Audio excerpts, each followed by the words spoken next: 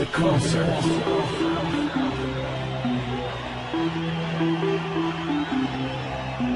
The life and the concert. The body and the concert. The music and the concert. And the crowd that's singing. And the crowd that's singing. And the crowd that's singing. And the crowd that's singing. And the crowd that's singing.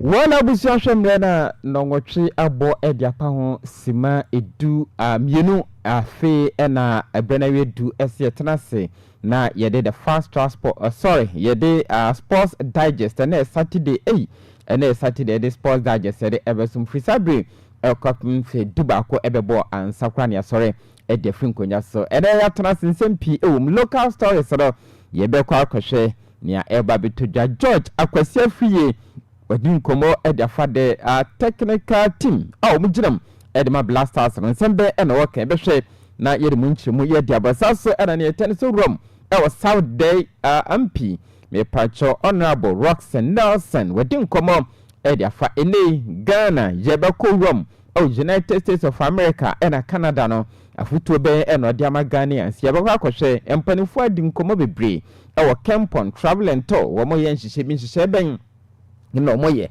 doctor kwakofo so asare wono enelidi na nsembe na odi tujebewram yedi nyina edebebro no sikani 99.7 so abra go cup no yebetimi ensusu awram na budget won sansam Georgia free ensembe na okaga edefa Ghana ye blasters budget na nsen wo pani ani din educate ES okrakwa debetuja say opeso be disclose blasters budget edeko wo cup no na ensembe na Georgia kwese free aka ede afa hom yedemun semede ebebe kumasa santo goroko yesi former wafa coach watwono nsano krata wase adwuma no wo betimi aye yemfama no yebekwa akohwe coach benya na nsembe eneba edefa opane ni din ede ne tense samoabuadu kofi yasu Alex Manu ugwa Ashanti regional wono eneye circus ne chairman wadin komo ede afa samoabuadu ho woba anase womba ne munsam kwate se weekend so me patro asane goroko mu gwa mo wanchi na wo mani young apostle sakwhye de bani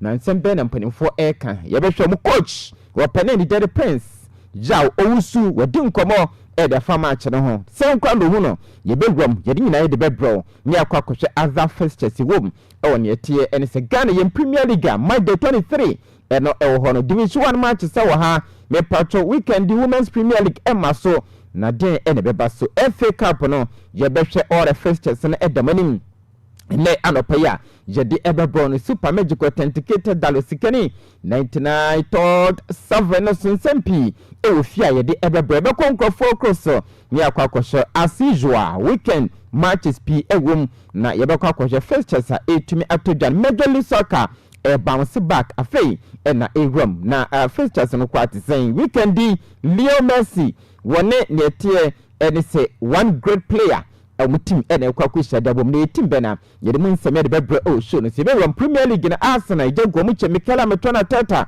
atutu bi edegum ne nsebe na okare kire Arsenal fans no international fans na no pamunta mu kuchu medina ede ebebre yese Pep Guardiola sala wadi nkomo ede afa ene me pacho title race no waso ne boys na de nkomo na mo ni ho nkomo yese Pep Guardiola sala de ho nsem jedi ebeso mo sikani 99 do se be Real Madrid akachi Vinicius yese pacho Oliveira Junior na wam e wo madrida wo mo edeba na bi akosen na eba na benya ye be hwe Gianluca Cristiani wono so ne nsem chabo otwe hunwi wadi kan the evidence said dia call ama UEFA na nsem ben en akrache no wakan ye de mu data said be be Pep Guardiola sala kasa e da fa racism ho na nsem ben en odi tija ye be gwam ye be kwa akwhwe Luis Enrique Garcia Martinez Lucho wasi nsem no kura hia e de nsem na enhia e fa racism no ho ye be kwa akwhwe me patcho wei ene afofo aka ene ebedi ho nkomo e wo Sports Digest na se free sabi e kwapem se duba akọ ebebo ebe sori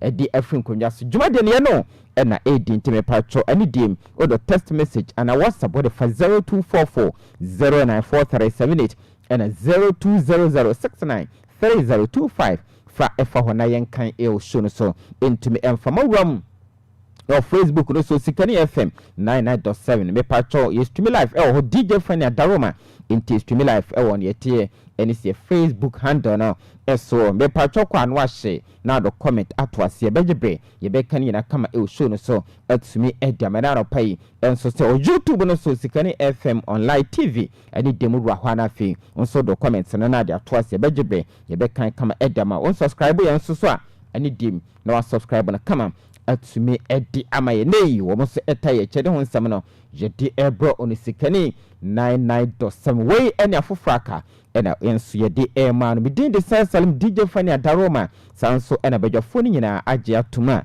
ye di show no ye di ebro mo on super magic authenticated dalo Sikani 99.7 channel so nyame atuma Monday in the tennis circuit A and B inter-school so no ebekoso yebenya mpanifo enra omudi ho nkomoda so yebenya mpanifo na fi yabo ho enkomo nia ekunyina ansakwa na nyame adoma mande no eno so atumi aba ha ntino bete ho ensem ewo ha na yenko aboafo tach Eric Afram chemist wasi enei ebase yenton enru papa quality emfama ni pankonom enya yaresa yerom ewo Eric Afram chemist na fi yenso akwakote enru na ne yetane se okwa enema bi osanye me pacho BP no ne yetane so be check ne kama edama blood pressure no malaria test oye ena afi kwapo de sugar test no so oye kro ena tuwa obe dress ne kama atumi edama hwehwe ma Friday market wa womo ene Master Mubarak ena edi yetie ene CD enhwe Master Mubarak me patcho electrical shop no ene di enhwe Friday market one ma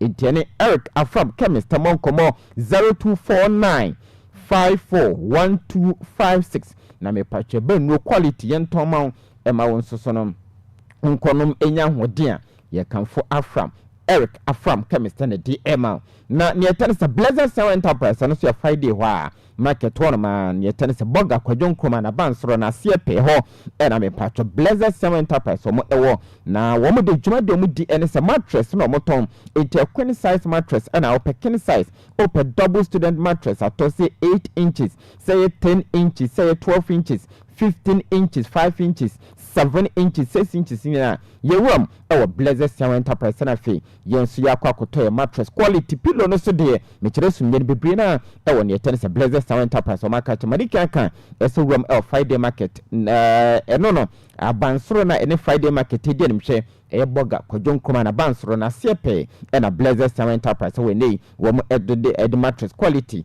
abani pillow ahodo enso de aba yam from panin for 0245 332005 na Blessed Sound Enterprise bejo so na fi je no edin kom ageme ba clinic ndoni ne ebejo ede fi gonorrhea mo enti eye fapem agimi go me patcho fapem herbal capsules ne ten so nya fapem herbal capsules na for the fapem agimi go herbal mister ukabom na no ma gonorrhea me patcho ebetu ase quick ediamam sanso na syphilis white candidiasis ne ten se premature ejaculation be ma de boss no ejamo pe fapem herbal capsules ne nanom na ebeboa be mo ahoden sonko ewo mpam amo abadwuma be fine atumi ediama sanso no ba bunsa na chesasema sifie ho bomoden je fapem agimi go herbal mister na fapem herbal capsules ne kabom nanom me patcho wo wa edin diamam sanso na ne te ene se ojonso na be mo hyeso ojonso na wase hyeso koje fapem agimi go fapem herbal capsules kabom nanom na ekuo no entu asemfuo entumi emphasis yade nsoso a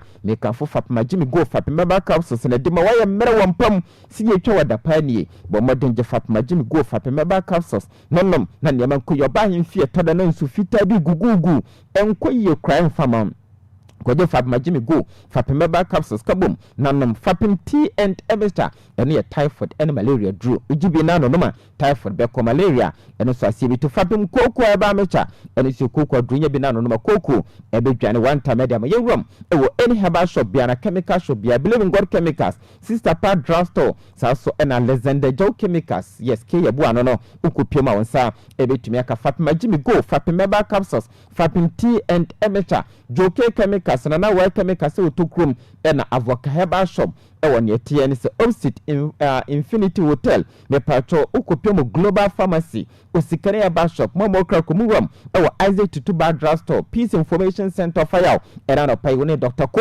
me chacha mosronko mo kasi yewam enso ewo ne tene se agenkwa information center batuka wono so eba mamupi amama nonom me pacho mo kopiem nyame amaso de ne ye ginyame information center bia busu ho ede mo Islamic school ho nkran kwanta krodium guide information center bi wo ha eho no mo wo so be ma Fatma Jimmy go fapem maba capsules fapem tea and emester na fapem koko eba me chane bi na wa nonom yemfrem panin for 0249860052 0202 983649 054108850 na mpanifo Josona fi yama enu papa amu akwa kononom na wonso ho atumi akwa koto munyina dawo ma eta ye chimie na ewumra ye ba na fi yewam me dia amano ne nsem ye nsa soso no yetumi edabo sikani 99.7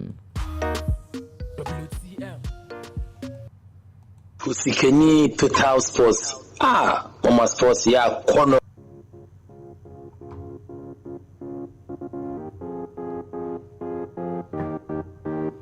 Woye wam na fe de amrone nsem ye de baba gudwa e de ma tefo to sikani 99.7 madika akase ye stream live from Facebook no so intewa Facebook na fe yen share yen fe comment to asa na fe like e page de na bibia so nya fa e ho ye wram me pacho kopi mo Premier League na Monday 27 nyame atoma na watwa wieye e basu gidegide Aston Villa wotere mo Villa Park 3 p.m. ezali wo mo Emirates United be sha de bom ye wram e Brentford Community Stadium Brentford FC wo mo Brighton Vado ne be shadia pem so Chelsea the Blues the pension otremo enso Stamford Bridge na 3 p.m. krona no omo any Burnley shadia Burnley nyame eya to me na 5:30 yekopiem e London Stadium West Ham United the Hamesomo any AFC Demo shadia pem so the big game etoja me pacho Manchester City omo etna for Etihad Stadium na fe omo any Newcastle United the Mapis shadia Burnley yenkopiem nyame atomo dach na 2 p.m. ezale Manchester mensa e ho yewam e Selhurst Park Crystal Palace the Eagles some and Vanto Wanderers team now Hebesha de Benny Nottingham Forest some son better fee or any Liverpool you will never color the bebo Sabra Corner you run out the Stadium of Light at Sunderland team now or any Fulham bebo young could 4:30 now London Derby Eba me Patrotona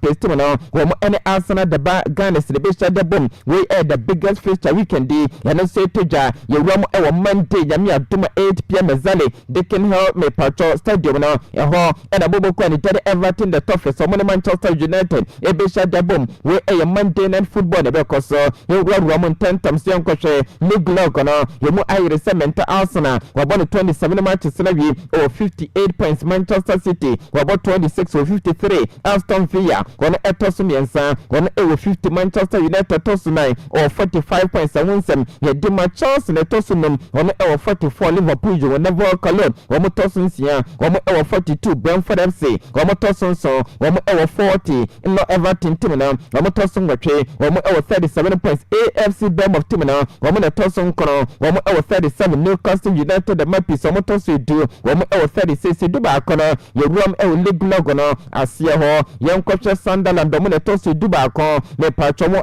36 points Gomo Fulham team now Gomo Tosun Dumye now Gomo 34 Crystal Palace Afinia Manchester Koye and Farmer the Eagles Gomo Tosun Dumye nsa Gomo 32 Brighton over Bion Gomo Tosun do 9 Gomo 31 Leeds United Tosun do num Gomo 30 Dunsia Yene Tottenham Space and go for Me Pacho relegation so man daye Gomo 29 points Ama Northern Forest team now Gomo Tosun do so Gomo 27 as relegation now West Ham United Gomo 24 Burnley Gomo 18 Tosun do kuno do no no bobo kwani tede Vanto Wanderers Gomo 10 points paying Roman 10 times so top scorers no young coach Igor Thiago na me pacho nkosha Helen Brohala wabo 22 Igor Thiago wabo de ma Benford FC wabo 17 ama Antoine Salim Semenyo wabo de ma Manchester City wabo 13 goals Dominic Calvert-Lewin wabo de ma Leeds United wabo 10 goals Hugo Ekitike wabo de ma Liverpool whenever Colin 10 goals na João Pedro ejiramu de ma Chelsea wabo 10 goals ama Bruno Guimaraes na wabo de ma Newcastle United na goals na Bryan Mbeumo Manchester United wabo 9 Gerard Bowen wabo de ma West Ham United 8 goals na Enzo Jeremiah Fernandez body ma Chelsea wano sabo 8 goals in Roma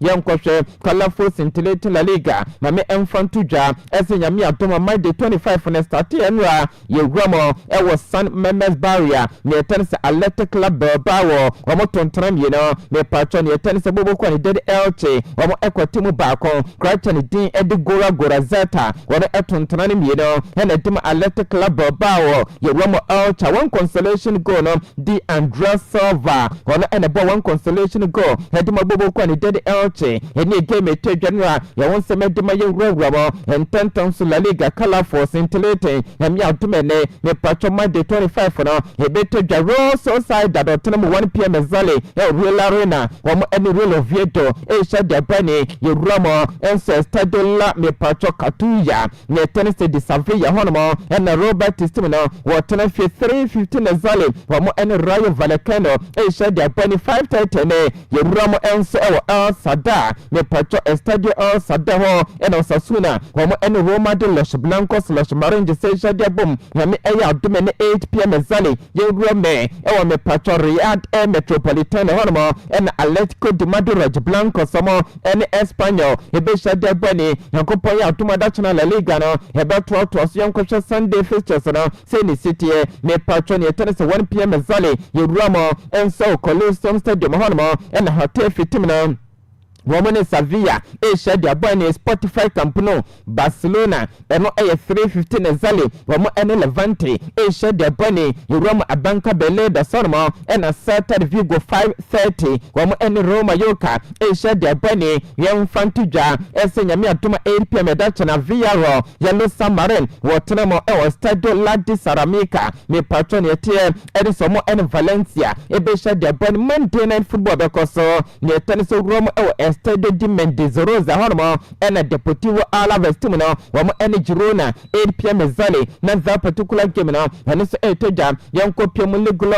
intentam se Roma de 4 after Monday 24 wamo ewo 60 Barcelona after Monday 24 wamo ewo 58 points Barcelona for say wamo eda Roma de that by 2 points ne moya den edema Barcelona timno Villarreal Yellow Submarine wamo tosum yensa wamo ewo 48 points ama Atletico de Madrid wamo na tosu 9 45 ne kwano Robert Timothy tosu num wamo ewo 41 yenwura intentam legulo gono asie ho relegation no yenwura ewo ne tosu dunwotwe a eno eye Roma Yoka wamo ewo 24 Levante wamo etosu dunkono wamo ewo 18 points ama Real Oviedo timno wamo ene tosu duron Momo ewo 16 points no game setoja ena Felix Log no susupono no ene ye diama top scorers no ewo La Liga ye friend se Pichichi me pacho Kylian Same Mbappe Loten wo botuma Robert team no anase Roma de team sorry wo botuma Roma de team no wo 23 Vidal Murigi wo bo edema Roma Yoka wo 16 na Ferran Torres boduma FC Barcelona wo 12 Anti Bidamie wo bo edema Sasuna wo 11 go sama boya Iglesias wo boduma Celta Vigo wabo 10 goals Robert Lewandowski FC Barcelona wabo 10 goals Amomo Lamine Yamal FC Barcelona wabo 10 goals Amomo Mikel Oyarzabal wabo Edmar Sociedad wabo 10 goals Amomo Alberto Moleiro wabo Edmar Villarreal wabo 9 goals na Rafael Diaz Beloni Rafinha wabo Edmar FC Barcelona wabo Sokobo 8 goals Roma Yenkonkoshe Italy Italian Calcio Serie A enra game etidi toja me patro Sassuolo team no wamo etena fie boyekano maako yensa ediso Helen Voronya wamo antumi ankwankwate kwacha ni Dead Andre Penamonti watu watada me patron yete enise Domenico Berardi wabo 2 goals na Dima Sassuolo team no abra Helen Voronya wamo antumi ankwankwate na after the game no ni etena Domenico Berardi wono ene konya panyenye player of the match no ne modumo so ni 2 goals ro shoye Dima Sassuolo team na brand yete enise mokoche Helen Voronya abo me kamyensa San, Woman to me and Quanquatia Ramo, and 10 times Susiri, I might the 26 Yamia Tumene, 2 p.m. Zali Game Toja, Yokopiamo, how Alliance Stadium Hall, and a Juventus Bianconeri, Woman any common 1907, a shot the Bunny, 5 p.m. Game a better drive stadium via Dal Mare, near Tennessee Leche Tumino, Woman any Inter Milan Benemata and Razuri, a shot the Bomo, Yonkopimo Junior Paul Thomasono, had the computer gross arena, the Pacho Cagliari Tumino, and a 745 and Woman any Society Sportiva Lazio, a shot the Bunny, and not to consider games number 12 so 11:30 in the morning. Young Fantujo Stadio Lige Ferrari Sano, and a January Tumino, Woman any Torino, a shot the Bunny, Yonkopimo New Balance Arena, Atalanta Bergamo 2 p.m. Zali, Woman any Society Sportiva Calcio Napoli, a shot the Bomo, Ram Ewa me Pacho San Sira, and I me Patron Etia, and it's associating Calcio Milan Diavolo Rosaneri, 5 p.m. Woman any Parma Calcio, a shot the Bunny, 7:45 for Dutchana, near TMU Game Beto Jano, our Stadio Olimpico, Association Sportiva Roma, Giallorossi, Woman any Cremonese Besha de Bunny, Monday Yankopoya, 2 matches Miru, Young Cochet, Game Beto Jo, Stadio Atenio Franklin, near Tennis Association Calcio Fiorentina, and near 5:30, Woman any Pizza Besha de Bunny, you Roma Stadio Renato Dollara.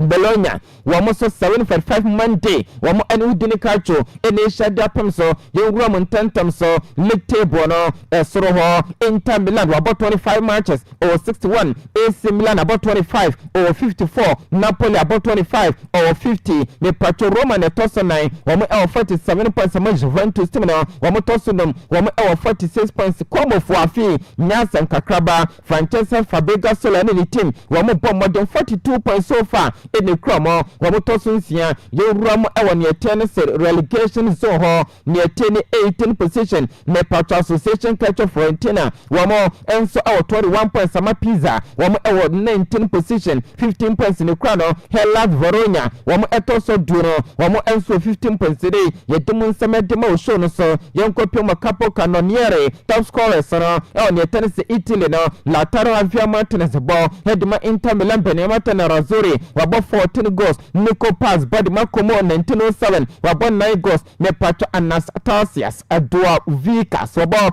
Edombo Quality Como, Wanosabo 8 goals, Sama Rasmus Hongeland, Napoli, 8 goals, Nabo, Christian Mid Police, Wabadima AC Milan, Wabo 8 goals, Sama Kenan Jordes, Wabadima Juventus Bianconeri, 8 goals, Nabo, Nepacho Rafael Leo, Alessandra Concesao, Wabadima AC Milan, Wabo 8 goals, Sama Domenico Berardi, Wabadima Sassuolo, Wabo 7, Santiago Castro, Bologna, 7 goals to number Kenan Davos, Udini Calcio, one sub 7 goals way, Eyan Etoja, Ome Pacho, Italy, Roma, Germany, powerful Bundesliga Genera, Manchester, Etimated Toja, Nanya Sanke Krakra, May the 23, near tennis, the first match about Sonra, and Najano, May so 5 Timono, Woman Etna from Mewa Arena, near TDA, Woman and Hamburger LV, Ecobon, near tennis 1-1, and you came to Toja, you do Maya Roma, Germany, Bundesliga, Yankopoya, Tumene, Nepatoshan, so some matches in the PL, May the 23, you ram of 2:30, and Washington, so sad, Yamame, it's a 2:30, no, 4 matches in a into the member bossing in a time, and you 2:30, Zali, Yankosha Bayer Munchin, da Rotten, Watanafia Alliance Arena, woman entrance from for Tisha, their bunny, LC Colon, woman Everton Renege Stadium, Nepacho, woman NT Edge Asia, the Pimso Sabia Corner, your room, our stadium, and the Alton Fosterai, your Mepacho Junior Belly, woman Edibaya Offer Wakusen, Asia, the bunny, your room of Volkswagen Arena, VL Wolfbeck, woman and Osborg, Asia, the Pimso 5:30, another big game, Betoja, Mepacho Red Bull Arena, and a Raisin Boss Spot Lives, RB Lives, Canada, woman and a Bruchide B, Brisa Dotton, and Besha, the bunny, big game, Yami Autumene, a 5:30 neba, Yakopoya Autumna, games number 12 to 2:30, 1 game Elho, your Roma Europa Park Stadium, SC Fabak Timino, woman and Brucha Mönchengladbach, Besha, the bunny, 4:30, Melanto Stadium, near Tennessee St. Pauli, woman and Werder Bremen, Hebesha, the bunny will run, Voice Arena, near 6:30 Dalton, near Tennessee Bobo Quality, Hey Denham, Wamo, Elson VFB Stuttgart, Asia, the Boma Dachana, Yakopoya Tumeno, 6:30, and 7 kilometers, young Roman 10 times Ligologono, Bayern Munich after 22 matches, or 57 Borussia Dortmund wɔn ɛwɔ 51 TSG Hoffenheim wɔn tɔ so mmiɛnsa wɔn ɛwɔ 45 points ama VfB Stuttgart wɔn na tɔ so 9 wɔn ɛwɔ ne TM and it's a 42 points and a former champions Bayer Offer Leverkusen say one more tossing 39 points in the crown Interfil Leverkusen Madimono of former Ram El relegation play out Sene City me Pato Werder Bremen one more and so the 16th position Intercobas and the league in Bavaria and Werder Bremen the Bakakoba playoff no one more any Bundesliga 2 team about Tosumi and Sanom Ebe Shadia Bomo why betting qualification at Super Rome on a tennis Bundesliga one young question Werder Bremen wɔtɔso dunsia wɔn ɛwɔ 19 points ama St. Pauli wɔtɔso dunso wɔn ɛwɔ 17 points ama Heidenheim wɔn tɔso dunwɔtwe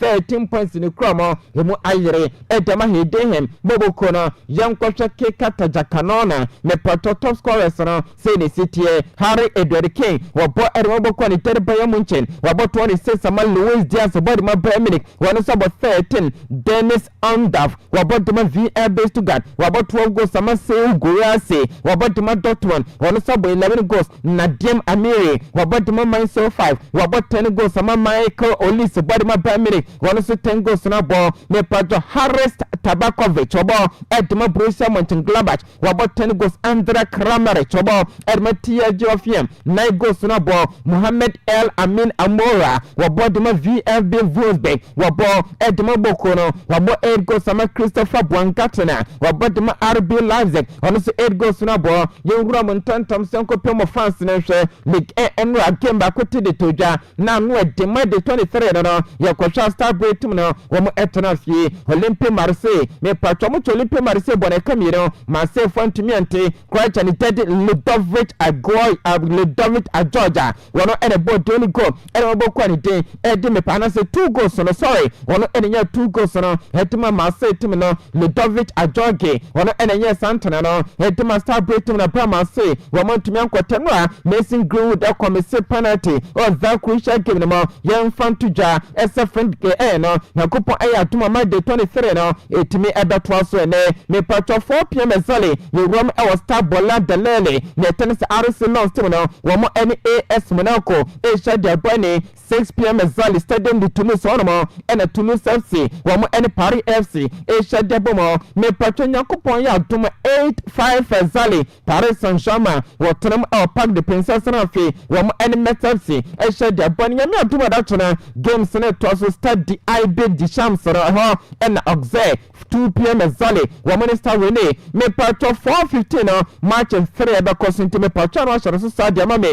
oje woman Lagos Olympic Sporting Club share the bomb start Ramon Copper me patcho non testim no woman Le Havre share the bone e be koso e was start de la Bonjour Louis Fontaine ne tieni me patcho Alliance Rivière ho and OGC system no woman Lorraine share the bone you program tantam sinyami atuma odachuna eno 7:45 ezali bobo kwani tede strobo gomo eno Olympic lene share the bone be koso e was start de la Mena me patcho ne games no wonsam ne tima wo e ne tennis friendly enemo yenko pepe muntantam league log no e mai resementa me patcho Arsenal still no wo mo tweje nko 52 points ne kramo Paris Saint-Germain wo mo 51 Olympic lene wo mo tosu mensa wo mo 45 points sama Marseille team no wo tosu 9 wono so ababenya 40 points pa e wo ma munsam jadema wo show no se wura montantam ase wo mo relegation no me patcho bobo kwani din ed of ze wo to so dunsia relegation playoffs na kobasi ye league na enkomo na bekwa kobo na mo da asiese team no ene ye 17 position me patcho non team no or 14 me patcho na 10 points na fe Messi woni da ye botwe wase 13 points in Crown. Etemwajere, Edamani, tennis a Metsi, and the Nantis Timino, Urama friendly anima, you Roman Tantam Sianquashe, me patroni tennis, Uko Pimo, our top scorers, our friendly anima. Say the moon seminar and the Sakwaye Mason Greenwood or Bottom Marseille were about 14 goals. Joan Kim Penicelli were bought at Obo Quantitative Strawberg were about 12 goals. Some Estabel Lepo were about the Master Rene 111 goals on our ball. One silly side about the man with Patro RC Long Timino were about 10 goals. Pavo switch about at Obo Quantitative Olympic Lene 10 goals on our ball. We and some edimam and will show no so Osman Dembele Bodma Paris Saint-Germain wabo 8 ama Ellen Keba wabodma Paris FC wabo 8 goals sama Oson me Pacho Edward wabo 8 ma RC Lens team no 8 goals na bo Bradley Bakola Paris Saint-Germain wabo 7 goals sama Romain Del Castillo wabodma Stabray one sabo 7 goals we e first Chelsea munsem ye di asomo e wo sikane na 9.7 so uromo France munsem kakra no yenko piem e wo Dutch away the voice enwa ne tensama de 24 no start ye kwhwa sa Fortuna Sittard omotontena miero ezeshwa ekwotem bakwe game toja Netherlands mountain so yenkonkohwe me pacho nyame atom a ene Manchester ni pi betoja enso Dutch away the voice na ma de 24 ye kwhwa me pacho Philips Verenga Eindhoven ye twene tie kan se PSV Eindhoven wo mo obetena fie e wo Philips Stadium na fie nyame atom eye 545 Zali wo mo eni Herenveen e shed de bani Nak Breda wo mo enso baton side afrobo kwani ede volunteer na mo de apem so 7 pm Zali na game no eno so timi atodwa aya Amsterdam later 8 pm wo mo eni Nek Nijmegen e be shed de bani we ye matches ne e be tojo Dutch road voice no mo nyame atoma da chana matches ni pi e be timi atodwa FC20 Enschede 11:15 Zali wo mo eni FC Groningen e shed de bani me patro FC Utrecht so wo mo ebebo modin eno eye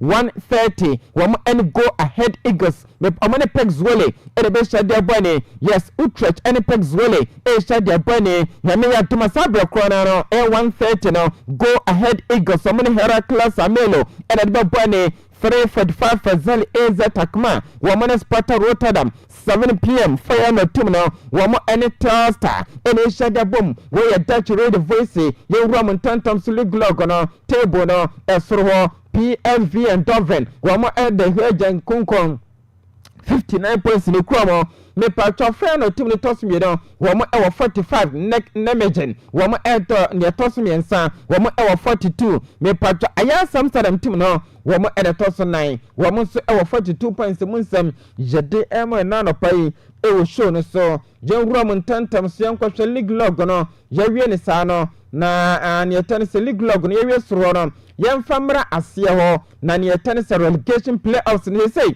Andrew de Rami Morgan yoni ni team wo mo hwiri aba 16 position relegation playoff no wo mo 19 point Telstar wo mo toso edunso wo mo 18 ama Heracles Amelo wo mo na toso edu enwotwe 17 points in the chroma young Roman tantam sanafi young kwashe top scorers no ewo Dutch away the voice anymore young kwashe crash and did ayase me pacho uida wo bo edma friend team no 18 goals robo sanso and make goals robo edma ayase Amsterdam wo bo 12 goals ama Troy Parrot bodma AZ Takma wo bo 12 goals Gustel PSV wo bo 12 goals Ismail Salbari wo bo dma PSV wono so bo 11 goals ama Gis Honkamp wabadima AZ Takma 10 goals na bo Coin Costos wabadima Pegzole wabad 10 goals na bo kwa redeem enso the Sparta Rotterdam Brante Tobias Lawrence wabad 10 goals na bo we top scorer so Dutch away the voice na young konkwhwe ensama babeteja ewo ne tennis Saudi Pro League no anwa tenwa matches no yede penalty me koso 3 games le toja Saudi Pro League no Al-Qadasiyah wo mo ekwachi Al Oduda bode kannan wo temu mi no Al-Tawan wo mo etna film Al-Faya ekwachi bode 3-2 na chess Al-Shabab team no so wo mo ekwachi Denmark bode kannan ensa wo temu bakuntanwa games le toja Saudi Pro League no away teams ni bia weni ye home teams no mu nyina ekolusu ye ene Saudi Arabia no yakopon ya tume the matches on 12 Monday 22 near 7 p.m. Zali Al Hilal wo any Al Ittihad na be shade boy ni me patron ye any so ko Roma na Al Nassr Ronaldo ni team 7 p.m. sabe corner no wo any Al Hazan e shade boy ni Al Halaj wo so 7 p.m. wo any Nayom for the be shade bom we e games be toja e was Saudi Pro League no na yanko Saudi Pro League no League log on Al Hilal wabo 21 matches or 53 Al Ali wabo 22 matches or 53 Al Nassr wabo 21 matches or 52 na chasasro ne die ha bema enya asem ketwa kwa na ne toso na kwa Akadasia wono ewo 50 points Altawon wono enso etoso mepacho enum eye 39 points ne kwan R85 etoso nsia or 38 Al-Ittihad womo na toso so womo ewo 37 Nayom womo na toso nwotwe na chesem koforo 28 points per Al-Halaj womo toso enkono na chesomo ko omoachia ne so mo kwa da relegation emu se ne sita Damak womo toso du ensia womo ewo ne tense 15 points and Al-Uqdud womo na toso du so 10 points ne kromo Anajama womo toso du nwotwe womo ewo 8 points top scorers ne se ne sita kwa chani ding Eddie Ivan Tony, Wabotoni 3 goals, Dama Al-Agli, Julian Quinones, Wabotama Akadasia, 21 goals to Nabo, Cristiano Ronaldo, Wabadama Al Nasri, Wanosobo 18 goals, Sama Roger Martinez, Wabadama Al Tawun, Wano. Enso abo 16 goals Joshua Ken wabadima Al-Hilaj wabome patwa 14 goals sama Jao Felix wabo 13 goals na dema Al-Nasri Metro Tegio wabadima Al-Kadasia wabo 12 goals sama Georgino Wijnaldum wabadima Al-Ittifaq 12 goals nabo Karim Mustafa Benzema wabo 11 goals Sanso ena Yannick Ferrara Carrasco wano so abo 10 goals eda obo kwani den ede Al-Shabab wey enso top scorers munsem Jade Emma na pai jumade se wo United States of America yankwohwe Major League Soccer no heba ahweye no me patro feed na fei ena akwa starte yengwagwa mun tantam so me patro yakwohwe St. Louis City 7:30 ne wo mo ene Charlotte FC shade bom ene game betimi atodwa emu nsem ema nyame adoma 9:45 no FC Cincinnati. Yes, I just want FC Cincinnati. One more any Atlanta United. Ebesha de boom. Any 9:45 for Zelena sama channel. And also Timothy de Ateja. Na your question parents no.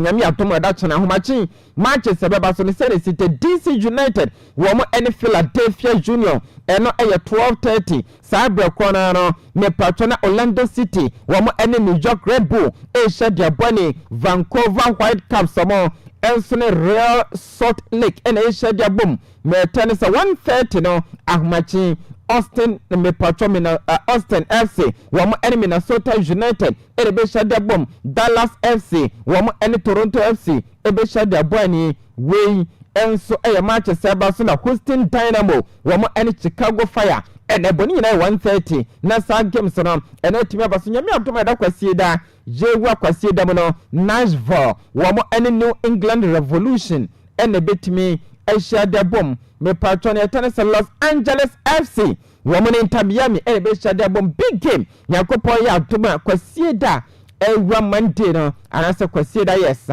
ye free ene ahmachin ewam enso so ne tenso da chena no na Los Angeles FC eno son hemen woni Leo Andromesi kujiteni la puga be kwa kwhwa kodimunka mu na nietie any se game no betimi atodwa na Portland Timbers somo any Columbus Crew any 3:30 ahmache San Diego womo any CF Montreal be shade boni any se 3:30 San Jose Earthquakes somo any Sporting Kansas City be boni se 3:30 na that game na any so timi abasuntin sembebre our fixtures mi aboy homaden ye de more daba na Monday no ye wa Monday no kwasida na dwo 12 pepe Los Angeles Galaxy somo ene New York City FC shade bom Zero Sundowns womo eno sie 2:15 womo ne Colorado Rapids ene be shade bom we games ebetodwa Major League Soccer no yankwohwe ntantam so me patro kwacha ne Daddy Leon Dremes kujitene la puga no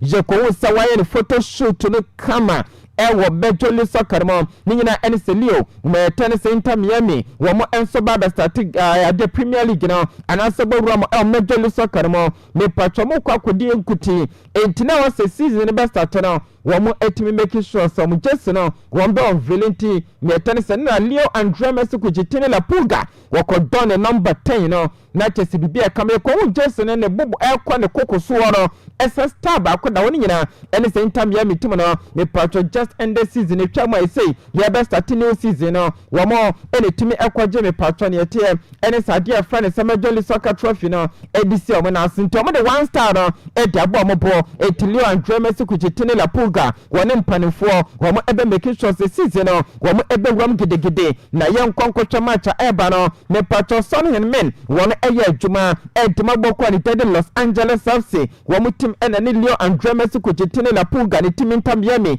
e kwa akohia ene central focus bisa Salim so ba de face Messi eno so ni don on peso be kasa e de fa Messi ho no bianim se Messi the incredible player na ne tennis so no match na o mo kwa akobo no enye de individuals se wom na o kwa akohwe omodimota bi na clearly wo bianim se Leon Messi kuchitini de ne modimo ne bro bia de so enye de obia betim ne Leo Andre Messi kuchitini abobo ento kwa akobo game na de woni kwaku Messi so a me patwenti me ya hwemfa woni obeye crash no obeye ene ntino wo mo ekono son himen wa sanso bonkomo so mo ye ready eso mo ba be free season ase na in fact ne romo Los Angeles FC was say ni je o makachi wo mo ebo against one of the best teams in the league mo ni nyina ne se no mo defending champions wo mo eko defending enti match na nya bayira abrowajo wo jire ma pass expectation wo soro edimo no ankasa son himen esanse full season obenya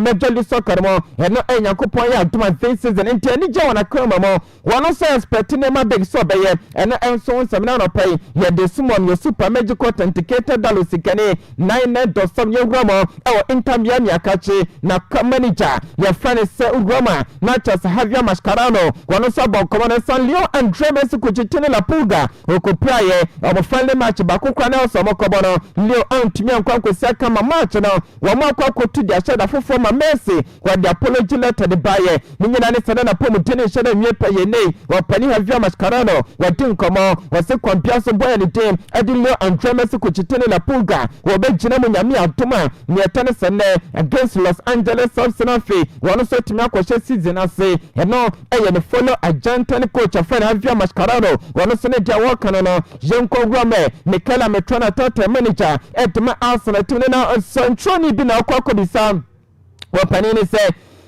Arsenal for mono akwanya ba na chesa fam nsɛmtam kɔ moyɛ nkrofobia ɛba nkuguo dia na chesa mafa ɛne samokra no magye nkwane ade a na moyɛ botless ne ade no se masa ne tene se match akɔbɔ ne ade ne de ɛyɛ obi adwe na ɔbɛkyerɛ enta adwenkyerɛ so de tisa hwene fata obi animo wɔno mekala metwana teto so obi adwe ɔbɛkyerɛ no wɔde buoni ne die sonko de masa adwenkyerɛ no na ne tene so sa against Wolves no wɔm ɛkɔmisi 2 points na so 2 points no yɛkɔhwɛ game no kɔ yɛ fa so koya na chese sa pepepe na bibia e course no wo mo edit mo tiko na chese mo so gwo mo sanse wo mo asade ene so mutimuri group mo na afi wo mo esanso be adwuma na kama yente mekala metwana tata ne nsemo no so edi etu edwa no ebie afa ensem yakok bisa no ese Arsenal tim na se enkuguo ben wo mo akwanya baso mo yenkurumidi fa na man kasa agya mu na chese bia be fa edeko yente mekala tata.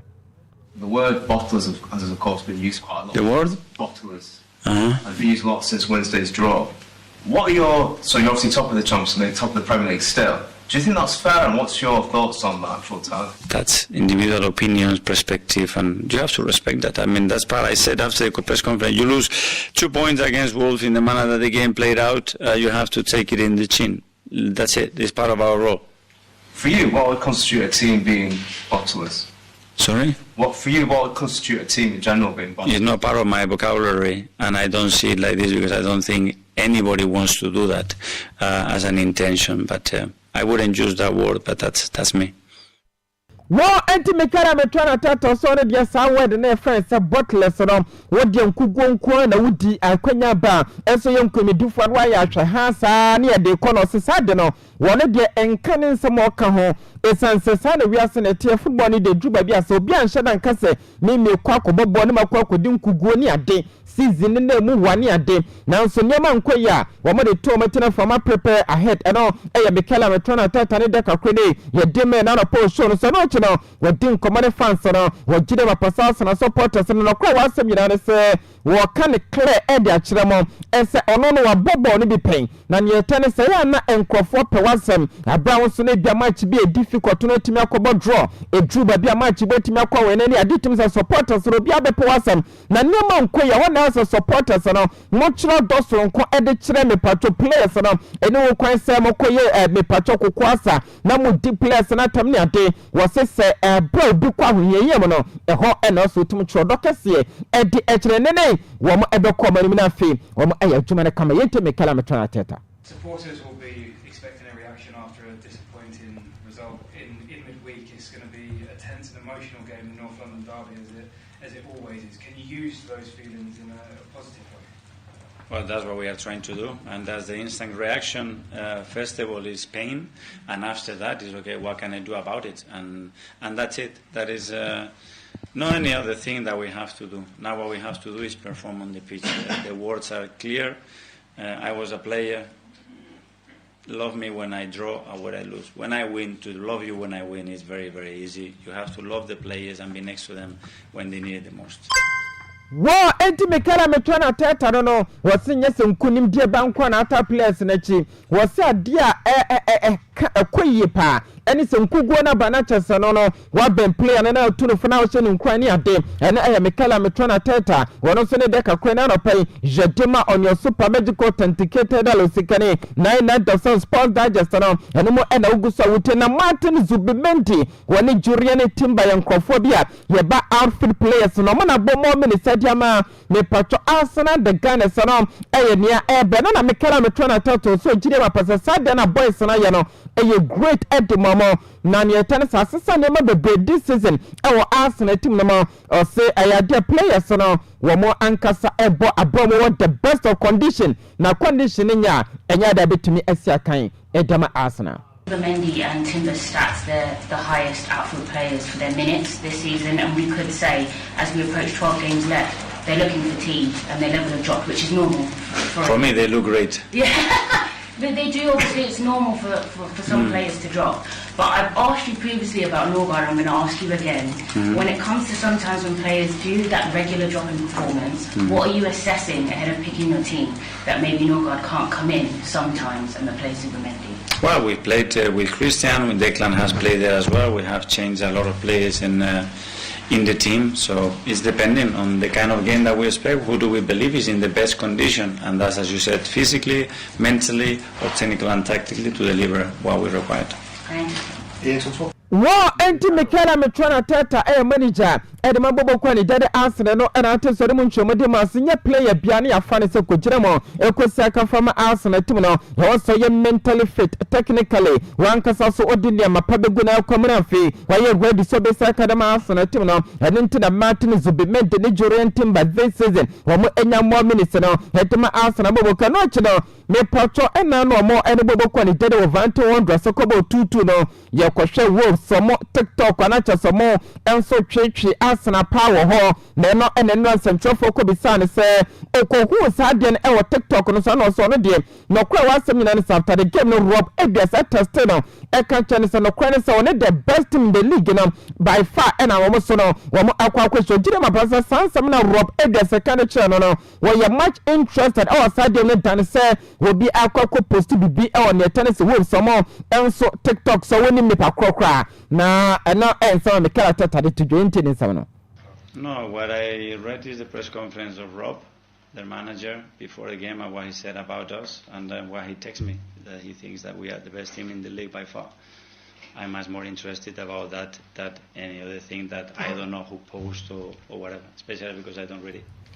Wa eno mekala metwa na teta so no ho no kra no won ko ho no akwa hu ni pa post ye no abere atetu ono eno so de kakra no yen kohwe na afia nkwohwe me patro ne tense tournament space nyam nyam to meda kwasi da wo mo ne Arsenal na ebona se tournament space wo mo the new manager in the person of Igor Tudor ene akobasa the first game no na ne tense eya se kwa no si hu nyama na o se no kra wa se nyina ne se wo mo enso so ahwe nyama bebre already our papa no kwanya faso a wo money games no match bebre na matches the best 7 ne adekwa this season no match me ten so man analyze enema bebre ne career enema waye wo nyina no wo mo akwa the different clubs na wo mo so no atumi akwa si akan wo coach Juventus team ne ade in fact in different formations so man analyze wo gide mapaso mo main focus ne se nyame atuma da chena wo mo ebe wo mo autonomous pester de na afia mo Arsenal wo mo akwache autonomous pest ayo mo ho adwuma yente Mikel Arteta. Tottenham Hotspur knowing that Thomas Frank is in charge, and this is now his first game in Igor Tudor. Well, I think it's happened 7 times already to us this season, so we are getting used to it. We have analyzed everything that he's done in his career, in different clubs, different formations, the players that they have available, and from there, of course, we will have the capacity to adapt in relation to what the game requires, but the main focus as well is on what we have to do to win. Finally, from Wow, enti Mikel Arteta si this season wo mo kwehye team ya ba ne se asake ne coach ne ade yes entanya de foforo kwa entumi emfa mo ne Igor Tudor no wo mo analyze ne nema de bro mo de wo mo ebe peso mo be call me patron ne tie ene so kuro mo autonomous pester de ba ko de nkuru nyame ato da chena ene Mikel Arteta manager hetma Arsenal for yes Wednesday na wo mo enso so ekobo ne tennis adabridjo kobo 2-2 no after the game. Now before the game, no Mikel Arteta de to him say after game no Thursday no wo mo enko train e be mo a day off na do dona fees a match no ekoye 2-2 na nko be mo akọ training akọ training na de na so nyina mo no yes Mikel Arteta e ma boys no ekọ joma home enu mo return to training enu before training no yes mo ekoye firm ne tennis meeting na no e papa mo kwa no ekọ do mo nkomo ekọ make sure say nei wo mo e bie gene na so ne asibia no de to na tikọ na fe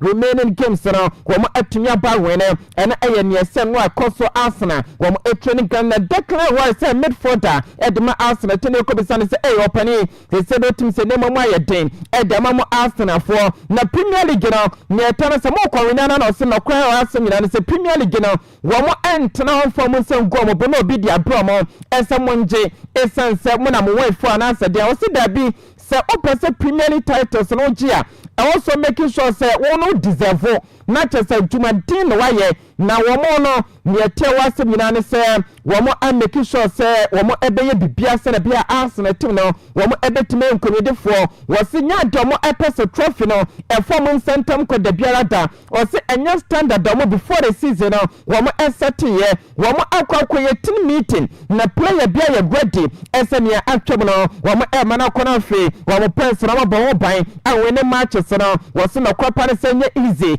so mo eba bedomo first trophy in 22 years mo be yeden now so mo Arsenal players no wo mo dinsi akantamo ese kwabia so no e was for the first time in 22 years so mo timi egi Premier League edition na so and they declare as no chi no wo bon komo wo jide mapase ne ebra ahwedu no Arsenal supporters no so mo ben club so na manager wo di candidate jana esanse ne mama ye tentamo mo sabri kwa no mo ya mo Arsenal supporters no more rather than say Brandon Kurumtie no ekodimo so munyina wo mo coming together wo mo kan ankabo mo soronko etumi eba na ne yetane sanya bra also bi ko didi obi atem na we asuma senior ade ade wo se ko ba sanya ade betumi aboa also munyina fa kwampa no so wo mo anyina so no ewo benkromo na fa mo fight enso make sure sa Arsenal club no wo kwa kwaji bi soronko wo season mo na declare right de kakwane jeteme no chi no wakasa North London derby yakopon ya madacho no so hwe game ne de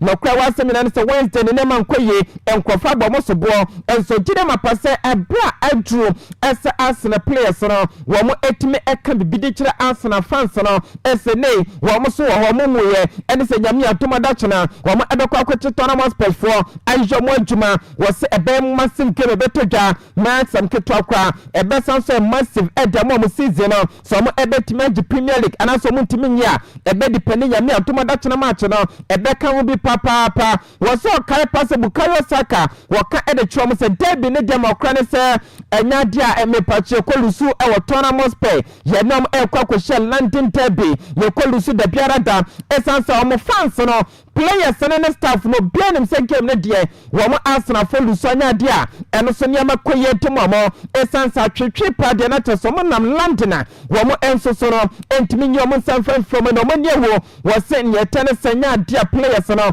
ye kwodi nkomo san na debi we dia se senya de na kwa na fans ni nyina ni made no etomo so players no motiase ese Nyankopon ya atomada chena wo so mo kom chibodi afiri so eye nkonya e autonomous stadium e kwa autonomous for e jomo adwuma wo si players ni nim ese supporters no match ni hia wo mo na nye players no kwa staff ni nyina wo bia enim say match anyame atomada chena wo mo kobo no ehia mo papa enti nyame atomada chena eye munkamu entokwa chenchirenche na ni player ne ba one on one duels no also make sure say wo win na cha say wo konkodia make sure say wo win me patron game no edama Arsenal team no edama fans no so nyame atomada chena wo mo ebe ready to bia no emfa ne red and white romo e autonomous pastor na fe wo mo entwe mo me enfanta players na chi eno e kwacha ne declaration ne de no na no ni madweke wono so bonkomo wo chide mapasede nkofo be na bono so bo enso yobo ya homaso arrogance wo mo oye koki ena na echa ne se won sanso nya adwumaden wone ne namwa probably na che so won hye ho ade potia no ni madweke eye no se da be ensam sabi nsam nkofo ka fa no a ensam fata no enya sa no no otie probably oye bia adwumaden wo ye pa wo ya no bosiafo pa ne ade o chide mapasede de wo go so wo try so be improve na no kwa wa seminar no say really as or you locked as one on your man kwa mani nyane ma so tumi ye eno e no ni madrek yentene somebody to dwano. What is one thing that the people don't know about you?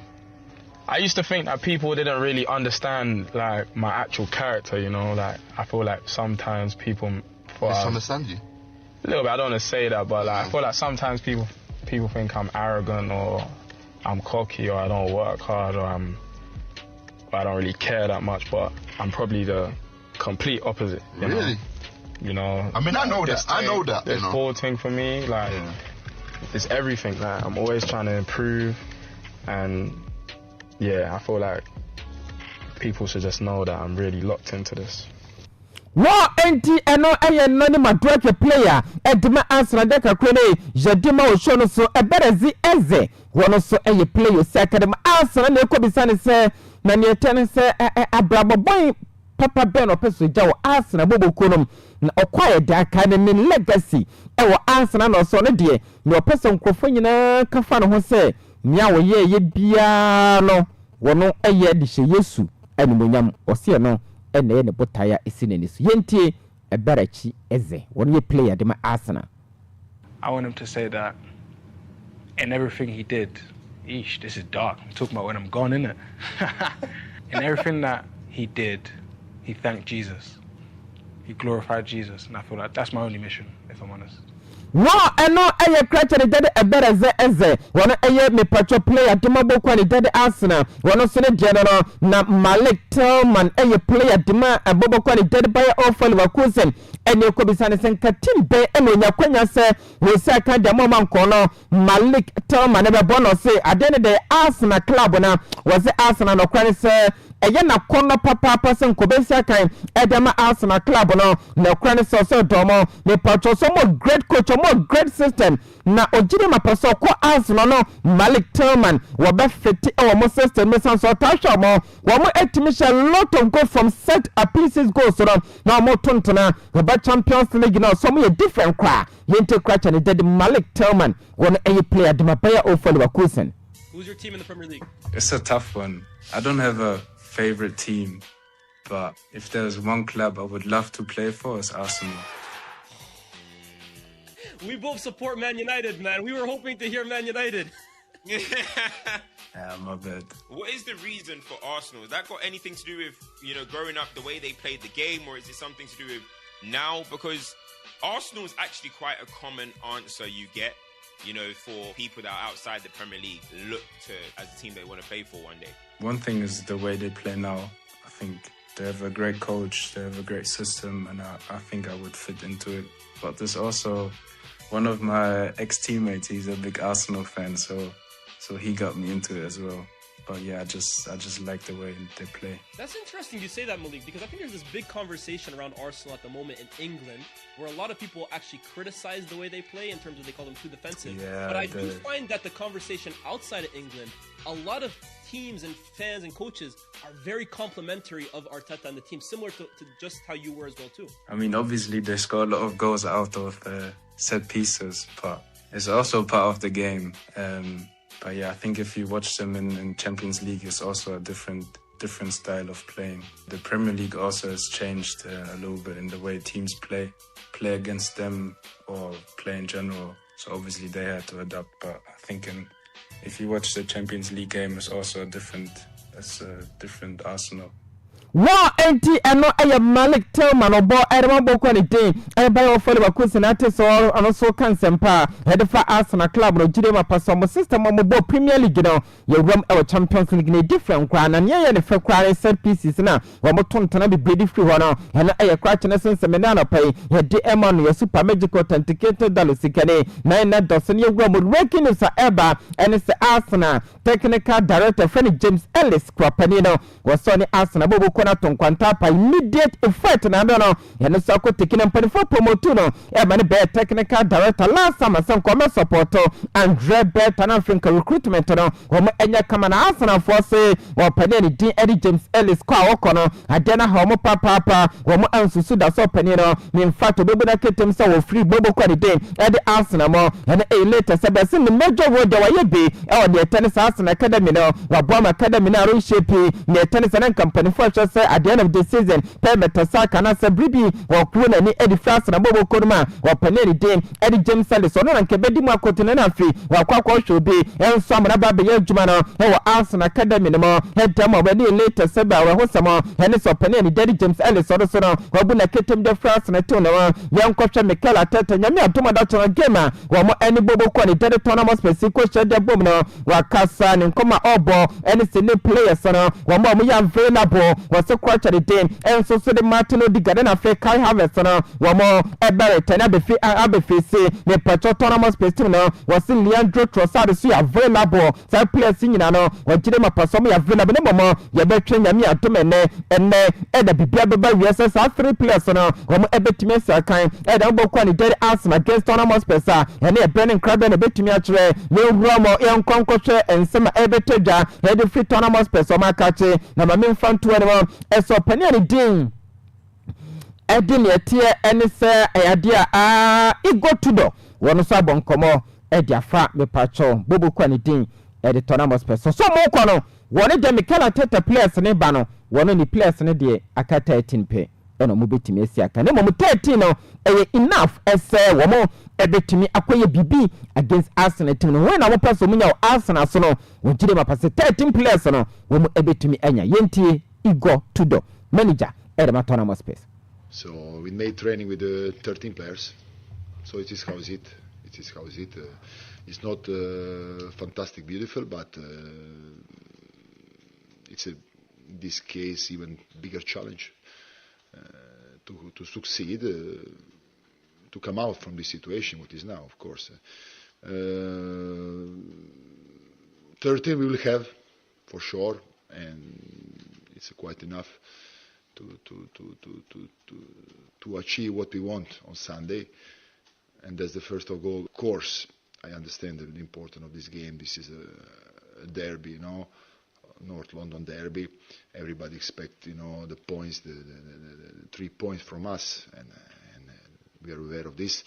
But what was my goal in this first sessions we made is that we became a team. Igo to the coach tournament sponsor nya dia ahmeka esele play 13 pe no camp dia na so dia na yakwaye no wo mo ebe kona fe wo mo akwa kira mo bobre wo jire ma pass London derby ne do be expectation no soro ese in fact game no wo no so betime di bon krimiti no wo mo ebe do mo betime na fe maximum 3 points no wo mo sa akwa ene ye Igo to the manager de ma bobo kwani tournament sponsor na ne tenese wo ne players no nya sam kito akwa ekoye dinner with Igo Tudo na chesa nijie ewo camp ahead of London derby and so ebetimi abasere no agina ena nsanchefo ko bisa Igo Tudo eso bai no wa enjoy ni stay no autonomous person na se hwe enjoyment wo hefa dabi the free days when the autonomous person on na dwen say enjoyment bia won ani so esansa dwuma na nya ba yira abro dwuma den chenhwe ye to opane ni dedi Igor Tudor. Igor, welcome to Tottenham Hotspur. How much have you enjoyed your first few days at the club? No, I didn't enjoy because I'm here not to enjoy, I'm here to work. So enjoying is just a first moment. After there's a work to do, you know. And nice, privilege to be here, as I said before, to this fantastic club. Also very focused, very concentrated to do the right things that this club need, this team need, these fans need. So I'm focused on that. I'm not thinking too much about what you ask me to enjoy. You know some of the squad already from. Wow, enti eno aye Igor Tudor. One ya manager Erema autonomous person de kakra na pay. Ye de so demo on your super magical authenticator $sikani 99.7 so rum. Yan kwahwe Joseph Pep Guardiola sala na ye kwako bisano. Wasi no kwapa ne sabra na opane dari jogging no bed the Kaza club ya juma. Eduma Liverpool Premier League no wasi sa season crash jayo akwane ko wene na wene matches no wene more. Wasi no kwapa ne in fact one year nida as a this season me panya ni dede Mikel Arteta tata we betima ma top time sa winning more matches ni ade now so ne ade ne ko no sa pepepe we gide ma pass Arsenal wono aya nya sa feel ne sa sabre no now opanya ni din ede me patron e tennis jogging na bed the Kaza club lead Liverpool team na mo winning more 12 matches on the bounce ni ade no afi wanya gidie as Arsenal for ne sa pepe metima winning more 12 matches aka no wo mo betima winning ni nyina enso da Premier League no edesi omonaso yentie Joseph Pep Guardiola sala. Listen, we're experienced that we live in the past against Liverpool, that we should win a lot of games. Never thought, like today, when I made 12 games left, I'm going to win 12 games. Never ever thought that. It happened because we knew that the rival is so strong. If we lose games, it will be so difficult. It's the same feeling I have with Arsenal. Arsenal drop points in the last, but they can win in a row a lot of games. So, but that's why I'm thinking my focus is no change. I mean, what happened is, yeah, if we win this 12 game, we'll be champions. Yeah, it's a good news. But who knows that? I cannot assure you, but they didn't assure you when it happened in the past against Jurgen to win both teams a lot of games. Wow, NT eno ayo opene Jerry Joseph Pep Guardiola sala was some winning 12 matches in a Premier League no match there. Now so ni tennis na dwen kwanko so esa no focus so mo ba winning games na kadi nyina esa Arsenal so eye club a me patro ne remaining games ro betima winning nyina ene ayo opene Jerry Joseph Pep Guardiola sala ne de kakra na pa ye de so de ma o show no so yan kwanko hwe ko bisano esa ene de ne tie ene se ayade a amo no senior 12 games na sia ka no ebia mo betimi Arsenal betimi drop points na afi ma fa ho de kwa na 12 games is a lot, like I said before. So it's Newcastle. It's only I'm concerned. I'm not concerned. We're concerned in the League Cup, the final against Arsenal when it's coming there. But it's now rest and after Leeds, it's always have been like that. You won't anticipate, as a journalist, I understand, you won't anticipate what is going to happen. You know, it's going to be champion this team, it's going to be champion this team. That doesn't count. It's Newcastle. That's all. But do you now feel you have a better chance of winning the title than you did, say, at Christmas? To be honest, I don't know. I don't know what's going to happen these next 12 games, so I don't know.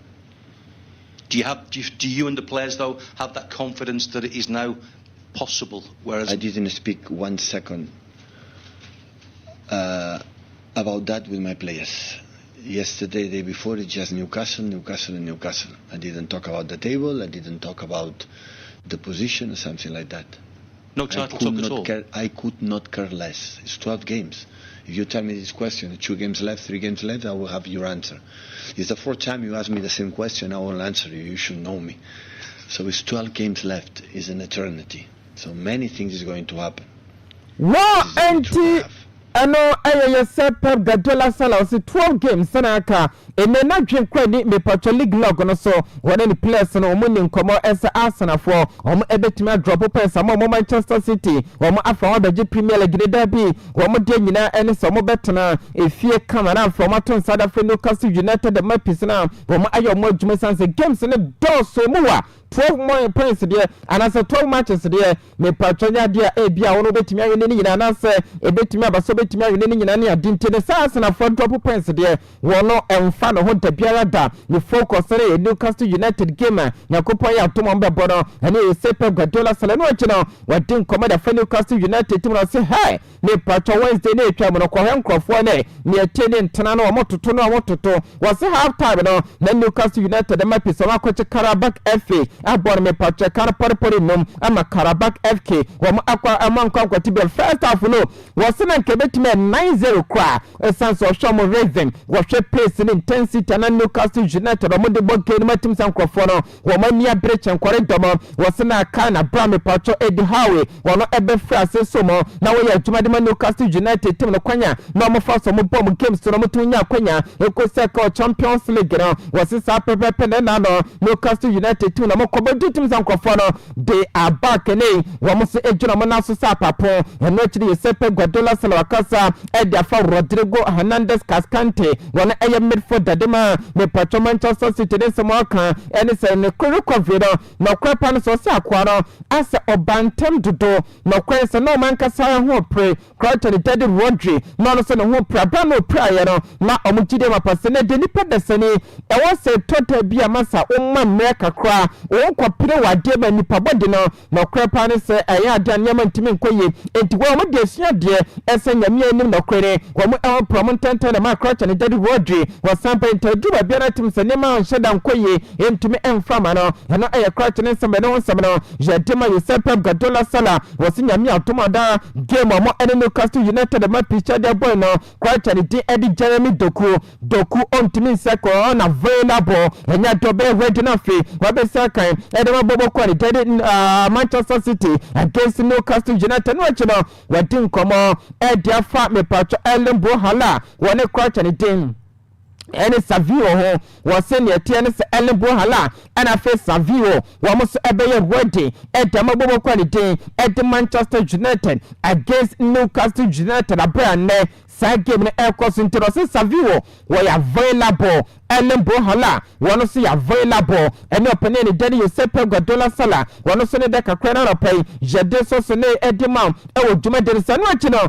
Pep Guardiola sala na nsa na racism onsensem abeye pinso esanse Real Madrid ekobo game emaniete ene se Gianluca Prestiani enkrofo Vinicius Junior ekwa accuse ne se kwache no Rachel Wabisu na kache no so ye monkey ema ne koye nse mebere ye Pep Guardiola sala Jacobisana no se no krepe wasem nyina ne se ene babia ye wo anasa o skin color no eno ene ma wo ye better na se ye worse e wo wiase na momo o so person be better in fact ye juma timpa na ne tene se no kwe wasem nyina ne se society na ye wo no me patro racism ni ade ena juma den so ede boama nipa etimi ekwan kan ye papa wasi racism ne de obabia no kwe ne se albia na o pretend se racism no eno eya bad skin color si da binya sa na tie nemom emfa ho eno skin color store wo betimi aye racist ni ade kwanya first of behave ni nyina no eno amount to racism enti no ema yem pretend say na racism na bad skin color nkwada bi na no se ade e kwa ne se racism no ayo bi obebu no so mu ye nipa de chen obi wo so yes adwene de batima why you racist no e Pep Guardiola sala se ne yenhwe schools ne teachers won mo jakatua no no ogide mapasenke ba so mo jakatua kese pa owiase a teachers ne doctors mo eno senke jakatua kese owiase na enya omo footballers ani a distance doctors ni teachers wo mo hia e society no papa entini nyina no amount to racism bia yentie you Pep Guardiola sala no for you were born for color skin make us better or worse. There's a lot of work to do. So it's in the society, it's not in football. So racism is in everywhere. You pretend that racism is just for the color of the skin. It's how you behave. It's racism. It's how you pretend that you are better than the other one just for many reasons. Schools pay a lot of the teachers. That is the person who must be paid in the schools, not in the football. The teachers and the doctors have to be the best, the most important people in the society, for sure, by far. Not the managers. ATS Pep Guardiola Sala, one of the Dakar or Payday Source the Mayo Sikani, 99 Dosame Pacho Sports Digest Sanuamo, and was a good Sautarian Shania Eba, near Eba, and another penny say Jeluca, Pristiani, near Eba, saw the evidence said a cockama Jue from Samastate, one more a young Samuel Shimo, none evidence of the Comamo, and it's a country crack and then Vinicius Jr. Ese oye fagot na ne tene se wan kanche ne se oye monkey eno eye evidence so da koma juwe fabra mo soro eye semunu mo hwehwemu ne ska so bi e fagot a obi a onche na wosu oye very emotional person yes no edo catch kwacha ne din enso so ede ne etie ene se Vinicius Junior so kan se Maricon na ne tennis wan kaso ye mono ye kan se Portuguese kasa mo kaso bi ye mono na cheso ye monkey na ka cheso Maricon na cheso fagot e bi a enche na wosu we emotional nipa eno ye kracha ne din Gianluca Prestiani woro se ne de kakre na no pa ye de so se de mana sansam koya eni akwa bisa Luis Enrique Garcia Martinez Lucho ko ye manager hedema bo ko ne de Paris Saint-Germain se na wotwi wakoti yes and some of the ones that on Tantana so Nina Vinicius you say Pacho Vera Junior Vini when a quite the daddy Gianluca me Pacho Pristiani one more ends and some a better Jano no cross some of a kind of one or so no near Kafa Sasabron when it did Gideon Passe when Shia Orca na Ojima Passe Sansamukwan and shedding Yana Papa Biasa and take Canon Kenya Maninka na Yamaka the daddy Gianluca Pristiani one Emma Montino me Patrono a quite the day and I said Luis Enrique Garcia Martinez no one is not job that no wasn't some kwan sheda yenti yama crutch no one me patch na afi yama ne atwene no enkotwene ne atwene ne opane ne dia kakwa de ma odwuma de so na Roma me patch yes side game e course so between Arsenal Benfica and Roma did no yes after the game ye pe just ba kwa na Roma enso online pa na me patch ne tie ene se e wo soro papa na eno eye me patch crutch ne dey e di Gianluca Prestiani ne tennis match or share ye after game no wako signing autograph no yes sa match na nkofo o shen na me patro bon e wo soro papa e koya kodru $1,000 ni ade na so se website na to so shen sa jesse no empany for you the for me sanse after the game no controversy se pm no e no e me ne de empany for ko yi jesse no e so the free online no so me patro na chese o shen na di sika do so podi ba no empany for so sanka sa sika no yes so mu jire ma pasa de mo some de enya to mo ba so na fe wo mo akwa so bia so ene e later sabano jetema otuma de no so yes Luis Chilavet na no Wabeka bi ede kire crack anything ede Vinicius Junior kikan sembe pena de fan wasa so ba biemo wase no kra wase mirane se ose abrana aya Vinicius Junior one time bi oka e was Spain mountain so eso no opeso bobo na cheso no obobo e won ye tennis abra black people wo mo live better wase san semana Vinicius Junior e ka was Spain mountain so no e racial comment ni ade na opesa black people live better na white ne de wo mo live bad na entisa semana Vinicius kan ye no e ma Vinicius Junior be no so nye racist so no so racist ni bia esansa wo kan se black people opesa se kan mo ye better dia na cheso pesa white for no wo mo de ye bad na wo jire mapasa no no e racism na bia eno so e opene de Terry Jose Luis Chilavet former Paraguay goalkeeper wo no so nyama Vinicius Junior na wo Anthony Tabiarada na wo mo e wo Madrid Monte so a Real Madrid fans no wo mo e de banners akese e de akwa hwe me patokro no e Monte so wo mo e jire mapasa Kylian Mbappe Loten era Vinicius Jose Pacho Rivera Junior me Pacho Retan so mo to mo pampe esansan kofobie de wo mo so epeso mo to racism ase e di free wiase wo mo jire mapasa good course no mo yero e to so mo to bachi wo mo answer banner no wo mo etro mo se players no wo mo live mo childhood dream ene so mo be sakai e tama Roma de da kwa Kenya na ba edamamo womo ejina apasom ye best place so wi ase edi dream na ba pepepe mamo Real Madrid for no supporters no womo do samantene mi no womo tomachi pampeso to paye esene baby womo betimi ayi racism edefi world football mo no womo tobachi ene ya Madrid supporters no banesa womo so eda kwa Madrid mountain so womo ede chira odosoronko eda cha Vinicius Junior ene Kylian Mbappe Jerome latest eba ene se Zinedine Zidane Zizou wono a former French Mepacho international was also a former Real Madrid player and a manager panino later saba ene se dem performing na dinkomo verbally anon twitwe nkomo no atumi akoso ama Mepacho Zinedine Zidane Zizou yes ansha after World Cup no wo panino ba besomo aya twuma edama le blue offense as national team Mepacho coach ene later saba after World Cup no yakoba se Didier Deschamps antoso biema ne tennis verbally and perform jatumo Zinedine Zidane Zizou wono ene national team no manager after 2026 World Cup betimi akutagwa ewo ne tennis ne tem the United States of America Mexico and Canada and he later said by one summer Jademo Jumaden Donald Trump and the FIFA president Gianni Infantino yes so maybe no kabomo one more episode raise $75 million one more adequate football based reconstruction project our Gaza mountain so and go for a breakthrough say Nathan is the FIFA president and afraid me patro penny daddy Donald Trump no one more any bibia said be a Gaza ebe jana na so nim say Gaza hormo and an tennis a Palestinian me patromo suffer every blessed day not just Israel for kuma money so kuma money adeno emene yes Donald Trump ni FIFA president akabomo womo episode mu raise sasika no na womo de kwaye project for football na performance program no womo person mo the world or now football stars say call me tennis a Gaza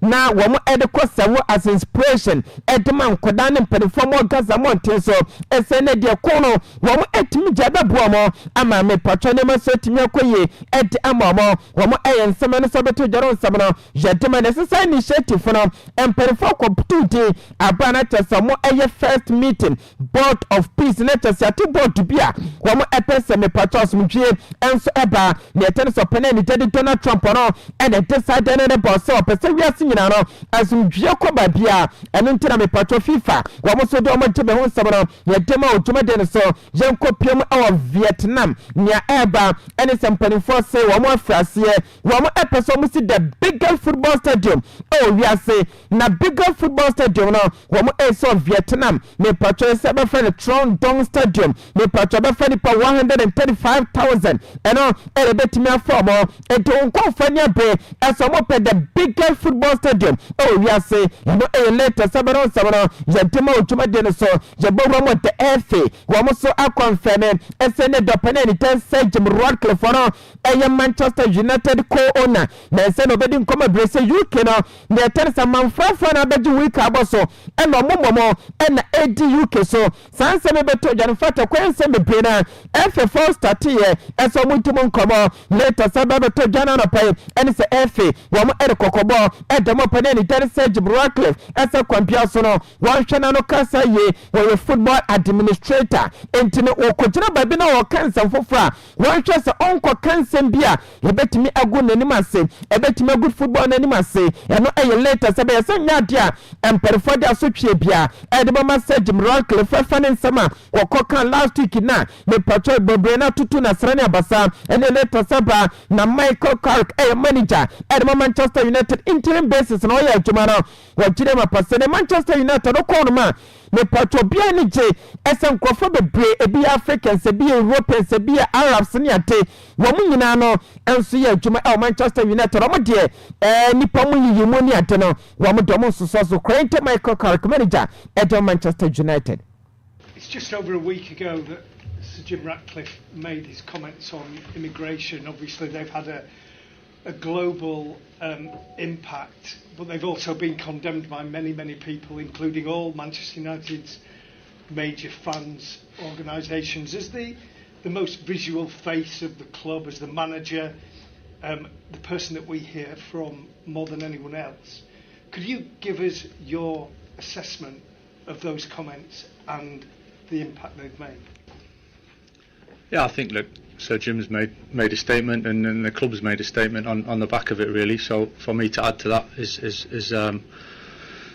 is not my place to add to that. I think enough's been said in that regard. I think what I can say is, as I've been around this club many years, and I think we always make a huge impact throughout globally in whatever way, and we're really responsible for that. And you know, throughout the years, as a player, as a member of staff, as a supporter, I think we're really proud of the environment and the culture that we've got at the club, and equality and diversity and respect for each other is something that we look to carry through every day. War anti-Michael Carrick manager of Manchester United on an opening did Angie Postecoglou was on Majuman Wayebi autonomous person, Nottingham Forest, Wayebi or Celtic Niade. None doesn't not Jimupa, Nususia, Juma Bakwe, deal Yase, and it's a bad manager.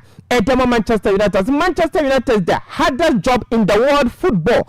Was it Nina and say, Ine, Oboboria, Obonia, Yabeka. Wamboniya yebeka yebe scrutinize wo system Manchester nkofo ni wo Manchester United was Manchester United the kind of spotlight dom so no adena no edin papa and do you be asabin previous na ni nyina ene say United no more incredible history na eba history more papa o hono entene obi a wo unique individual and obetime ya adwuma edem Manchester United ni Ange Postecoglou wono so ne de kakwe ne yedimo adwuma de so Diego Dalot one so pani asem na wo kan o wasi adia ba kwa enema miensa edin wo wiase wasi ne dikan ene so be Manchester United manager na tosum ye no be Manchester United goalkeeper na tosum miensa go be Manchester United striker ene eye Diego Dalot Manchester United player one so ne dia to so edem o tuma de so ne Diego Dalot ene ko bi sane senka wonye ne 5 aside team Ben ene ko be for me was as usual Cristiano Ronaldo dos Santos Avaro CR7 Okaho Anthony Joran Masha Wakaho Bruno Fernandes Paul Abile Pogba and a Pepe was we eben 5 aside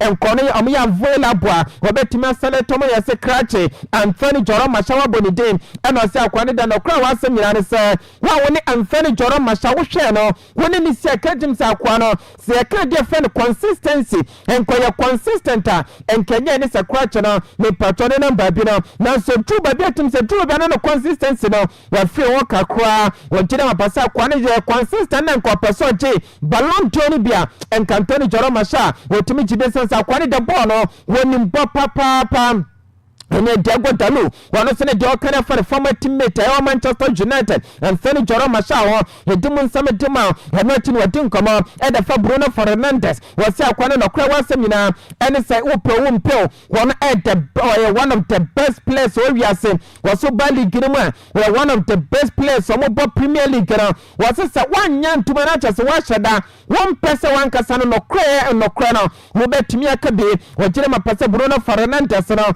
wo one of the best was a fact and you not drink a fatua as a Bruno Fernandes one of the best players able league and yet Diego Dalot one of the deca cry was a small barbecan and Kofa China Bosso dinner tem now so back some of the for Ruben Felipe Amar Marquez was a name and Kofana to turn who a Juma Bay was so Panini Banana Chasa wish yes said any be now so by what Jima Pass Ruben Felipe Amar and Juma Bay to Manchester United at a wa besane makra o Manchester United mo now so adena se na kunimtene na Emma on the field of play now so ne team na yehu no e Ruben Felipe Amara ne nsano adwuma ene ne wa ba Manchester United wa mo sunu fra tomo kopem atomo ene kwa tene samade tuja Moses Caicedo wono so din komo na me aya tomo me ne pele be shade apone wo sinya me ne na kwani kema e ba so no wo mo mentality na so mo yehu adwuma e sanse ne de so woni big mentality a me pacho games no wuntime wene ko wadi mo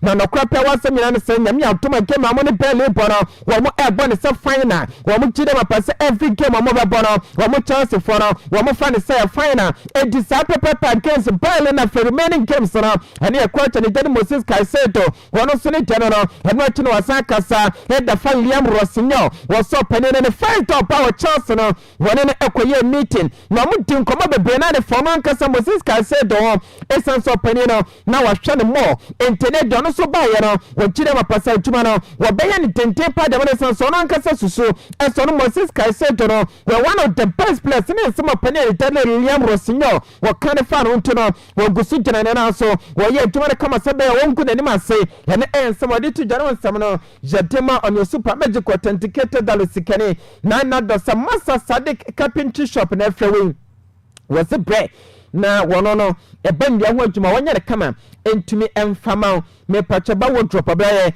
e ba mpa wo beye me pacho enkonwa edi siesie dan mo wono so be enkonwa etena so ba bia no Master Sadiq carpentry shop mo e de dinwa be ne kama atumi edama punu bia na wo hwehwa wo Master Sadiq emon komo wa bie o shop o pe shares e wo ma me pacho kwa na Master Sadiq omobo shares na kama entumi emfama hwehwa na ne etene senkran kwanta kredemia ho adwuma de expert na e Master Sadiq carpentry shop wono e de pere kama atumi edamone IB store na won kran kwanta me pacho kra kronkwan no so no ene denim hwe je betumi afre Master Sadiq on 0550 975 622 na wo mo NG so FL kwan so me nwi adwuma no entumi fama attack GM Mr and attack GM capsules me pacho gonorrhea atana so achakwaje attack GM Mr bi na fa attack GM capsules ne bi nonom na syphilis ne nko chlamydia usisi ya menstrual disorder menstrual pains mo hunam bia no wotin cancer baby yo hene bema prostate problem ye kwaje attack GM Mr and attack GM capsules ne bi na fa ya nonom attack ba kofo no me patch ewa bia ebetu na si de fo dem asma ne ulcer ni nyina ebekwa ye kwaje attack ba kofo na fa ya nonom uwamon kran contact credium OSIKANI ba shop abele God chemical visionary ba ni nyina e on kran contact credium na why e to chroma vocaba e Opsit Infinity Hotel Isaac Tutuba Drugstore e Krakom Cam Junction room e Chicago chemicals ne e do so no wo mo enyina be ma biam ya nonom 0249 282240 and 020683 5161 number 4 edges Bijo Constructions and Architectural Limited where you registered architect or contractor it architectural design software design structural design in 2D 3D 5D designs ya Bijo na catch any kwana fe why architectural designs na kama edama 5 dance de nyina wo besi dan bia kama edama renovation preparation of the patch quantity maintenance nyina no so ye wo dan chimatobo beba be maintenance na kama edi ama project management dan ne wudam ne odi eye stores ne ade hotel hostels ne ade asore formon kwe na Bijo on simu dan no entime fama construction machines abusintu akwaje contract na per construction machine amekafo Bijo Constructions and Architectural Limited and etimono the Bijo International Band ediaba enti waye ne live band no je beba be basie agigi de gum me patcho float and amoko mo per brass banda mekafo Bijo International Band and edamamo sanso and a spinning yeba be ne kama atumi edam djuma de bia no whether ton safa fra Bijo na yeme create quality sound no entumi enfama na ugrom ewo Bijo so a with the photo studio ediaba enti pictures na peso twa say ye passport picture ne ade Bijo sound so na wayi no yeme yimfoni no yeme videos no famo a eno eye Bijo mataroma wo mo ebe de kama de mahwehwe mo a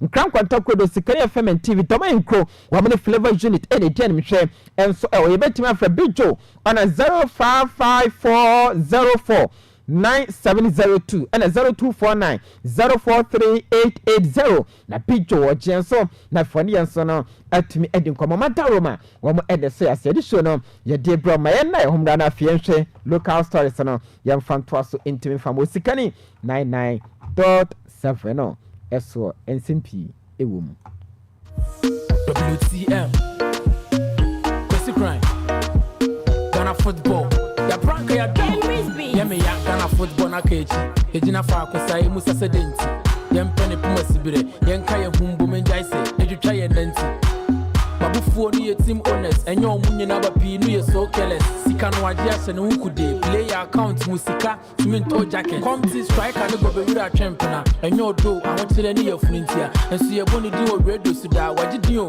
and so come a planosa. Why did you want Ghana, Bobo Dia, 100 Ghana a month, sit and share with you, Sikafia with, and one in Akatia, near my way, dear Bambo, Minia, Hassle for Putipan, any Esperance, when a Kotokafu, a young mamma chance. Now, Conca Africa, to say, I feel Mama has 4 chance of my beshamo, cause you crying. Enti, and no, I don't hear Ramon 10 times in Yakopo, to my enche, you rum. And a pink ladies cap, El Toja, United Arab Emirates, and a Black Queen's head coach Kim last boy a Kegren. One at the Maba, one in Makumako, a Dronis, 26 players, a Domudia Baba Tomontis in Yamiatuma, or Domu Ramo, United States Army Patron, United Arab Emirates, UAE, Nafisa Kim, no, one Aqua Shakobo, me patron goalkeeper, your friend says Cynthia, me patron Conlad, Fin Deep, or and so account the Sakarma Samatas ladies, Sanso and Abu Rama, me a TNA, young Fantuja, Afia, Ameyeku, one account the Rose Bar, me patron Benedetta Simon, one of Edima Cotton Comfort Yabua, young Concoche, me a tear, and say Josephine, Bonsu, Anastasia Chan, Portia Boache, Alexandra Emifate, Susan Amadia, Diana Amwako, Grace Asantua, Jennifer Kujo, Nancy Amo, Wasima Muhammad, Evelyn Badun, Chantel Boy Hologa, me patro Helen Alomeno, and Afe Princess Marfo,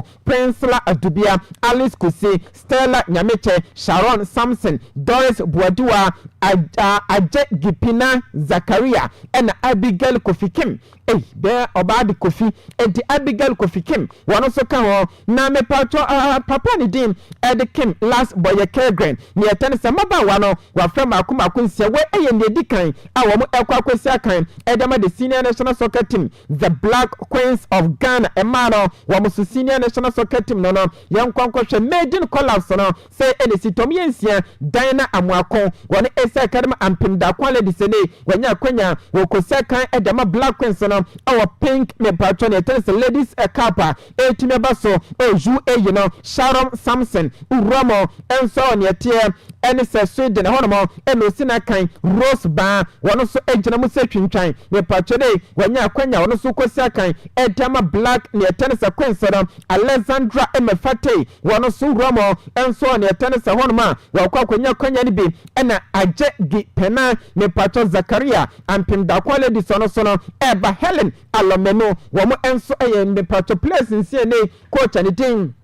At the last, came boy a Kegrim. What on sat from say, Yami Aya to my pink ladies cap no, one more, and so many Janamusia can be, and from the Black Queens of Ghana near features and say, and I say, me patro Ghana Black Queens first match on the 28th of February, and a Ghana Black Queens babo, Yana Hong Kong, Ebesha de Bomo, second match at the bottom, on the 3rd of March, Ghana Black Queens, some in Russia, Ebesha de Bonnie, na last match on the 6th of March, Ghana Independence Day, no, Sadano, not just Ghana and Tanzania shared the matches in at 4 p.m. and a Ghana games and also Eshemun Samano, Jedima Utuma, the same Romo, Nafian Concourse, Ghana's parliament and a tier, NSA chairman, with Jam Edma Palace. Parliamentary Select Committee on Sports Ernest Nogwe wadin komo wasi abayi edisika twitwiri de 150 million Ghana cedis and the day prepare as a walk up no jebetumi enso so akwa na etumi akwa yere pempe na mo nyina mo no ye besan so hia sika e de frafofo yentie wopani honorable Ernest Nogwe Parliamentary Select Committee on Sports for chairman no. Well, when you talk of funding, the government has allocated about 150 million for the preparation as we speak now. But we still need funding because yes, we know that the FIFA will be giving us some amount of money, but that amount of money will not come before even the preparation and etc. And that is why it is very good that the Sports Fund Act that was passed in Parliament. Corporate organizations will contribute into it, and so that we'll get enough money to organize and to program and to prepare for this particular World Cup. The No, I know Ernest Nogbe, me patrol chairman, Ghana's Parliament Select Committee on Sports. One of Sunday January, what Penina Boncomo say, and nay, Kobisar, yes, Keto Kroku, according Comoso, on your comfortable, say, Blaster budget on about to Montano say, na MP salary crowd at Montania day, a buying penny for the Bray salary, yenim, haunted DNC, acquaint, say, Blasters, me patrol management, one more end to me, and for Blasters budget, and Montane. Yenti opening a bra when City Sports ebo enkomo.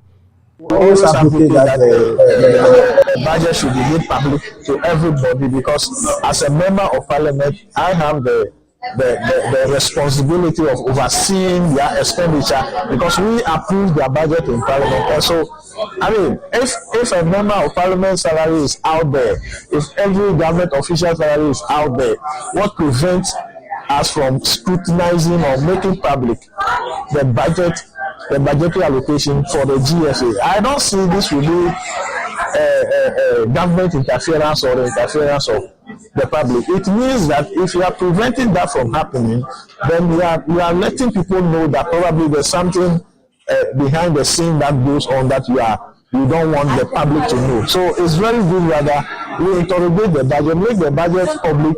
We interrogate it, how you spent it, all must be interrogated for the public to be satisfied about it.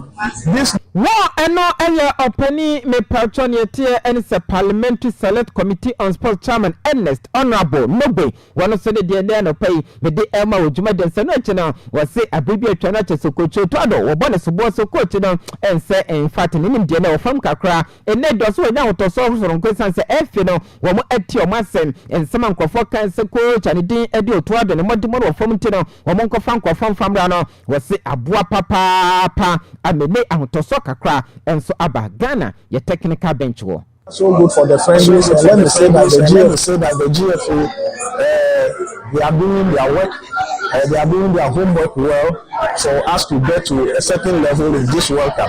I must be frank with you that initially I was one of the critics of Otuado, the coach of the Blasters, but I now understand that the GFA, the authorities that they have listened to the comment from some Ghanaians by beefing up the technical team, by adding more experienced hands to it. That is the first step they have taken, which I'm very happy with. The three friendlies that they have lined up, these are crucial crucial games, because when you look at the teams involved, you're talking of Mexico, you're talking of Germany, and you're talking of, is it Austria or Australia? Austria.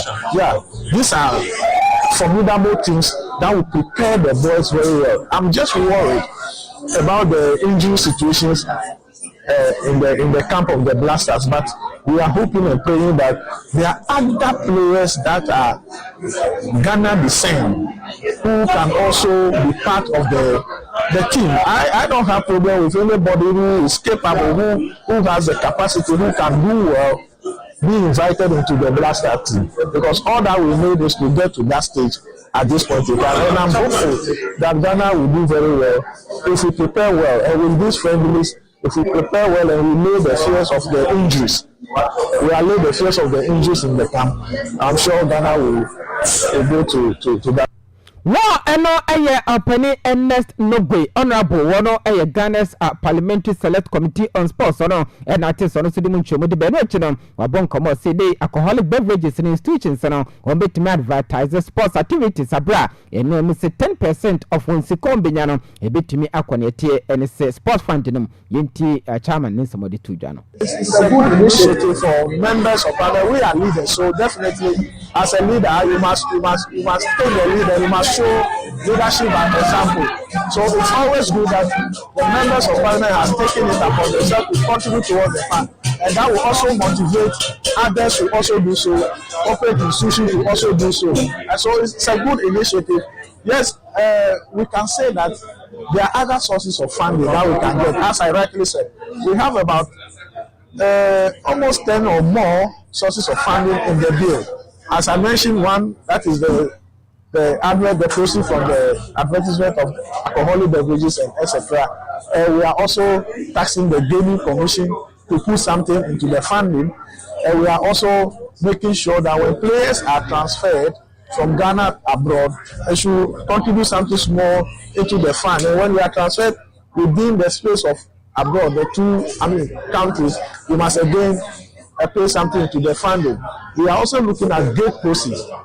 Whatever game that is played in Ghana here, the proceed percentage must be also paid into the funding. And we are also looking at, there are a lot of issues that we are looking at to make sure that the sustainability of the fund is what matters to us. And so we create that environment for contribution into the fund. So basically, when we talk of funding, if we are able to manage it well, we get a lot of funding to improve upon our infrastructure, sporting facilities in the country.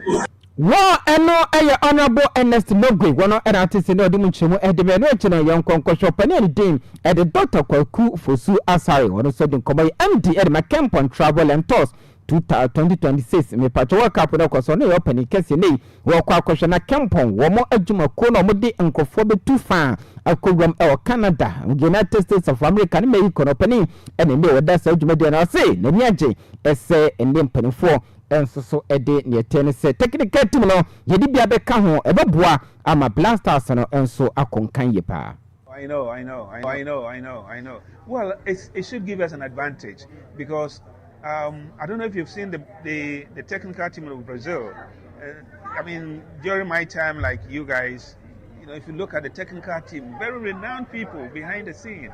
So I think that beefing up the technical team should be an advantage for the Black Stars, because these days they play more matches, and I think that they should be able to complement the efforts of Otuado and his team. Wa eno eye Dr. Kwaku Ofosu Asare Mandi ede Makempon Travel and Tour for 2026 World Cup no eno jire mapase seye nkunimde ye adepa ede ama Blasters resanse bibia twa kwhwe Brazil pa technical company for kukudam titidi ne anyintini wo mo ede world tumani mo mo adwuma gidigidi entiwe ebeboa ama Ghana so modemo atimi akonkema chino enwa kasa wo se nei wo supporter na person kwa America we patobe eshon Christ yonkwe ne bi enko tie Blasters na chi na yonkoye enyama panko twimo mo memfanto machi se na bia Blasters no so ede konkan ye pa. Was a statesman, so I've been drafted in to assist Kempon, carry out this project. My mandate as a managing director is to ensure that this project becomes successful. And to me, it is important because the supporters play a very important role. And if you speak to any footballer, he will tell you that when they go to the stadium and it's empty, they don't get the vibes. But when they go there and the supporters are there, they feel it sort of encourages them. It motivates them to really play as expected. I remember way back, I started following the Black Stars way back, and I've traveled with them and all that. So I'm also talking from experience. So with this particular package, I think that if we can carry the supporters along, if we can take the supporters to the US, it will go a long way to encourage the Black Stars, to motivate the Black Stars to go ahead. War anti Dr. Kwaku Ofosu Asare MD Edma Kempon Travel and Tour 2026 World Cup no woman nation somebody panning for supporters outdoor at the Ebeko near the internet. What do you come over the channel? Was see in our packages in our from Papa so called America ni Toronto dia not just in from Yintin in Samuno. So as I was saying, the packages are very, very decent and quite affordable. The basic package is that you need to have 3 tickets for the match, or for the 3 matches, the group stage matches. And so if you're able to do that, it will also assist you in securing your visa. So that comes to 9,500. But the arrangements have been put in place. Payments plan has also been put in place. So anybody who is interested, if you come over here, Kempon has put in place a very interesting, affordable payment plan. So we want them to come. And people may have their individual conditions or individual, so context. So we don't, it is general, though we are generalizing it, but individuals may have their challenges, or so that's why we will entreat everybody to come here. So when you come, or when you log on, when you come here, we'll be able to attend to you and assist you. Wow, auntie, I know Dr. Kwako for so around ne de kakra ne Ugama Roxen Nelson Dafia Mepo when you MP for South Day on so dim komo e de afini camp on travel and tour we so e packages no e. And when he set up and I finished school, he brought me on board. So I worked with Kempon from 2002 to 2006 before I entered law school. So after law school, I kept working with him. And today's launch is not the first in the series. Every World Cup, Kempon as a brand, as a travel brand, travel management company brand, have always successfully taken Ghanaians to the World Cup and back. And I want to say that Kempon is a West African travel management company with a niche. Wow, auntie, and no air opinion, D. The Roxen Nelson, Dafia Mekpo, one of MP for South Day, one an artist in the Mucho, and I am Ramon, young coach Abdo Moment, one a player with Preacher Papa, Pabese, Bosumi Makuma could do Bakuni almost a year, anterior crucial ligament injury. I'm a crouch and now when Sia can say the democracy was starting when a rival Vallecano for a train giddy perche as an Hoberton and a crouch and a thing at the Abdo Moment, one of Sonia Kunyanoa Baby Siakan at the Ama Womo and the latest Sabadon Seminar, yet the Emanates a coffee high, one so almost more than 2 years in ye.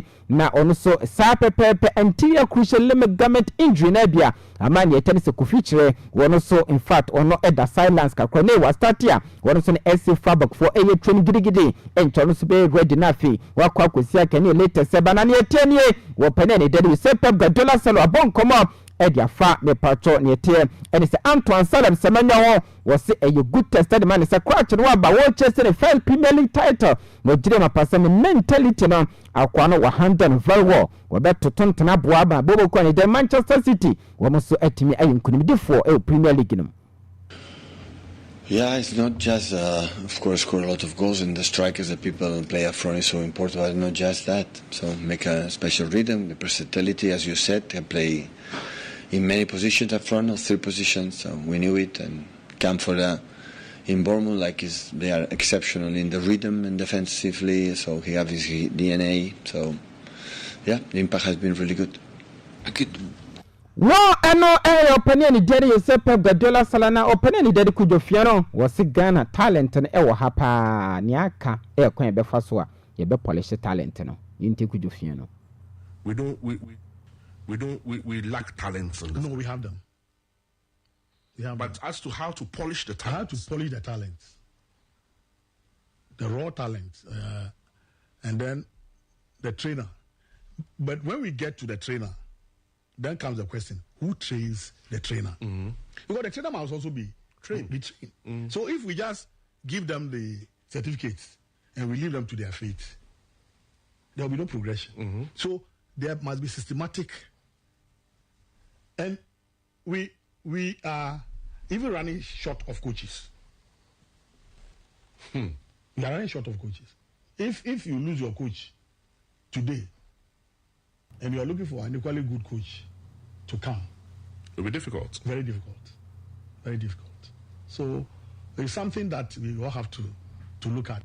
Wa enti Kujofiano mafiazo artist ne o se talent ne di bia buso na nipo be ni talent na polish talent na mabaye echese brane no ene na aka na nkrofo ye coach so ha no kware fo the coach o cheni omo wo se no so asem hofo ne Ghana ye nche the quality coaches so we na coach kwa so benye bia ono ne monetize o coach no kono wo se beyere de ama papa penu achi no wo se no kwe ene se nei me pacho ayade Ghanaian coaches no wo mo nchire confidence back krasi. Yeah. I think that one other thing is that even the confidence to stand in the dugout. You see some of them, I don't know whether it's a style that they've copied from somewhere. They just come and fold their arms, stand there. Once a while, you see them, even the confidence to shout at players and call players to correct them and stuff are not there. I've had the privilege to be in the dressing room with some of the coaches. Yeah. That 15 minutes that they should talk tactics. You don't hear most of them talking about tactics. Look, the first 45 minutes, I've realized that, look, we lack this. So, to cure that, I'm going to make 1 or 2 changes. Look, the player, you start warming up because you are going in to do 1, 2, 3, 4. Some of them will just lament. Either lament about officiating, lament about the pitch, and other things. They will not talk tactics. Well, at the good of Fiona, no, Ghana coaches in a high. Bebrina ya bo first 45 minutes so na the players no call locker room. Also coach mo tactics na kwa no de nsa gu no bu no gina ho. Na o na referee no kwesi sien na a pitch no kra anye wasi ye asem na ehu ya coaches no. Just omo confidence crowd be free player can say yes ni ade no. Woni bi ogina no asan nsa de gu no bo na chese wo kwa ne se wo ko wasa asem na we ko yewura mu Georgia kwasa free ye was a 20-man technical team for Black Stars no kwani se eto mo papa ne mo kra no wo mo ache sanse ne modern football no e was so technical bench no mo dos no bi a kire na dwen eno achi no se last Kim Boye Kegram won eye Black Queens head coach no kai de na koka in fact Black Stars no was eye adwen papa nkrofo e kan na coach man ade was masa ne tennis o coach man no eno e man ne less qualified coach no e yo pani ni Daddy George Anko Kwasi Afiye won so ne de no achi no eno se no kwani se Ghana fo yenya abotre expectations o World Cup no e wo soro papa na ne tennis se yanhwe ya me pacho in fact having more hands on board da and also enchere say no automatically Ghana for modimo na be konka na eche se coach bebe na edoma ba no wo say o mo dos na enchere se Ghana modimo no e be fi aduma kwa kopio ma duma no chiro and also blaster budget ne de wadwene ma wonte asempede fon fabra monten se keto kraku be ka so nya comfortable na ma bonton ne nya adwen esanse nei accounts de public blasters ne public ade ente o se hwe na in fact o mo budget no so nyina publicly etimi eba monten no obi anso no etimi de na adwen echere edba no Sintia or Penny Dean Etiquette or Kroko, Kobeke or Broco passes our comment. Young Emana from FA Cup no quarter final fixtures in Yamia Domene, 21st February games in the back of Tamale Super Ladies. One more any Tolon hour me pacha or Tolon AstroTurf for no so woman Ami ladies in the best shada boom. 3 PM na game na call Sanso and Hazakes ladies say Kobe's AstroTurf woman ampim da kwa ladies 3 PM match na beba koso and a Samates in Century Arena Samates ladies woman FC Savannah and a babo Supreme ladies and there ewo Bantam AstroTurf woman Jonila ladies ebe shada bom we matches eba koso romo o division 1 zone 1A matches koso ni me pacho romo ne Rotamele United 3 PM woman any wa power SC e shada bom Leo Mama Sports Stadium and again koso na me atuma that na TF Exponential Uramo El McCoy AstroTurf woman any Sankara National Sebebo Bolga All Stars woman Tremo Ket ES Okraku Technical Center Pako woman Japan FC ebe shade bom ye woman zone 1B and a games in the city live on television. Management Badu the first Paconomo and a Doma Unity woman any division United be shade bom na me atoma that na 3 PM games in about 12 to Siram or hine Amia Park or Techimana Legon City so many Techiman Liberty and be shade bom Bekum Arsenal Golden City Pacomo any Victory Club Warriors bebo Kwasi Amia Chirema Soccer Academy or China Sunyane Coronation Pacomo Mighty Warriors e shade bom Yengwam El Zone 2 matches ababa so na me eya atoma nene odacho na sene City Elmina Shas El Robert Mensa Stadium woman Ebony FC na game no El Coso Ross Park FC woman LTNA Park no woman any future stars de bebo na me atoma da chena matches no e be to so woman El St Martin's Mepacho School Park e wo Sky FC woman any second 11 Wisa Karakachi Chacho e share the bomb Dominance AstroTurf no Usopon Fidelity woman any New University United bebo can find Sababa Yara Sports and Wadachana woman any soccer intellectual be share the Pemson FC Ashanti Gold 04 wo be quite Jenfi Park no woman any police national at the Pemson UCC youngsters me Pacho Robert Mensa Stadium woman any Secretary All Stars bebo Park Academy Yewram Muhammad Kamel ne Pacho Arena womo any Cape Coast Missions abusabon Toronto da Sadike wasi I dependent the best shade bom Yewram zone 3 yankoshe matches a urban city inter allies still no yami atumene University of Ghana Stadium womo any Hakla FC shade bom 3 p.m. na game air koso ne Pacho Carindon Park ho and a great ambition womo any Nagora FC shade bom ne Pacho ne atemi FC nania wotenam nania park na fe womo answer true democracy shade abane ne Pacho urom tema astrotefa golden kick omo answer boboko ne dere wafa FC and a day pumps golden warriors omo Wamo tenamo kukrantu yene park na fe wamene sempa F5 edia boss nyame atoma da chena games ne airto Teshi McDonald straight for now Accra Olympics wamene atrom device sha de bom home stars whole sports stadium wamo any Port City FC edi bani oda chena Carindon Park watem me pato danso mayeno ene okwa United asasaba yentijai enti kwaso na yo wamo any Accra Lions ne bebo yewura mu ntantam se yankwhwe Ghana Premier League no match day 23 ene estate yankwhwe game Everson yewura Vision Sombetena fie ni ajay kraku the second Park Sports Complex wamo Erebechem United and Bebo Center Referee Mohamed Misbao Abofoni Joshua Abo Augustine for Fort Referee Prince Okotonti Amwa Yankoche Nyami Atuma Dachina games in the so the University of Ghana Sports Stadium the Pato Glorious Accra so Cometena fie and Brokumu Chelsea the BP Session the bomb Jacob Aduntere Wabe Center Referee Abofono Ali Timwa Ba and Alex Osam wamo and Fort Referee Robert Musi Yanko Ramo Pando Sports Stadium ne Pato the pride of Ayube Pando Heart of France so many gold stars Esha de Bomo and ye Kerebetoja Center Referee Nico Figidian Abuafoni James Osafo Min Carl Il Fauzan Wano Ensobaya Abuafoni Bako Fort Referee William Agovi Yengrame Yankwanko Nyami Atuma Dachina Nana Ajima Badu the first park no Doma Aduana FC Wamo any Hoho United be share the bomb Moro Idriso Wabe Center Referee Abuafono Jimanuel Balabanu NFA Gilbert Abdul Mensa Fort Referee Franklin Akumete Yengwa Ramuntantam so Yanko Salim Mama Sports Stadium Kerala United wamo any 11 wonders nebabo Center Referee Dr. Imoro Osman wano any bedem from a brand bejina na pentemo na fi akosha boafono Michael Alumi NFA Kenneth Chwenebu Akodua Fort Referee Gabriel Opokwahin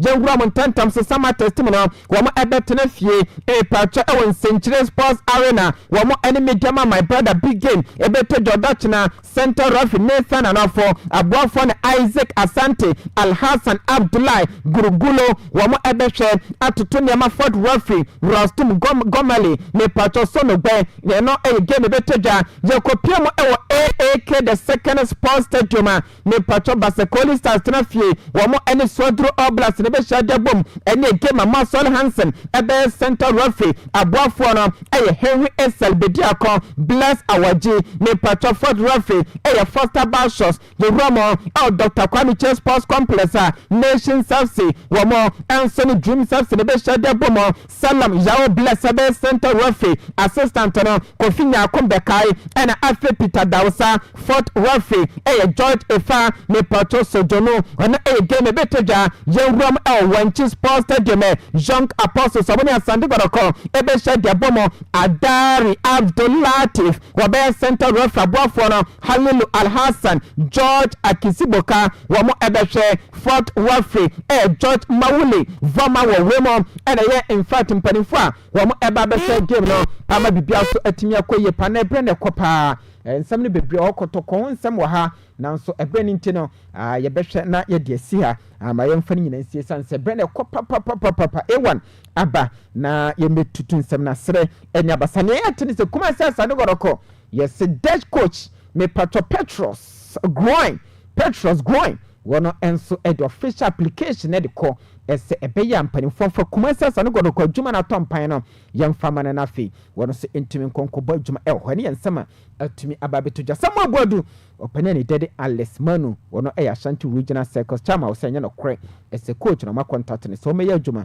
emfama krobia kumase Asante Koroko Prosper Asonic Motors spare parts was a break na beje crankshaft na kachi me patro motor bearing ni nyina ne rents no ye kwaje prosper as Absonic motor spare parts na fe ne tell se motor brake ni nyina ye kwaje bi ho absorbers no ye kwaje bi ho motor part ne de bodinium fama ope aloba ope Absonic motor so a bi ho motor ken abobo ya na ye fe no ni nyina bi abusu ho motor ni nyina bi ho brand new motor any type bia say a tricycle engine abobo ya ni engine no ebi haloba engine hygiene engine me patron ye tennis engine oil and afin ye tie and says pocket ni chain ye rum prosper Absonic motor spare parts na yakwa akwajibo hwehwe na foni chimo toma kwan no so babia nkran kwanta area Grabank limited wono wo mo no eni je nimhwe entien fair prosper ahoma no so 054 030 7709 na empanifo NGS so ye pe me patron fan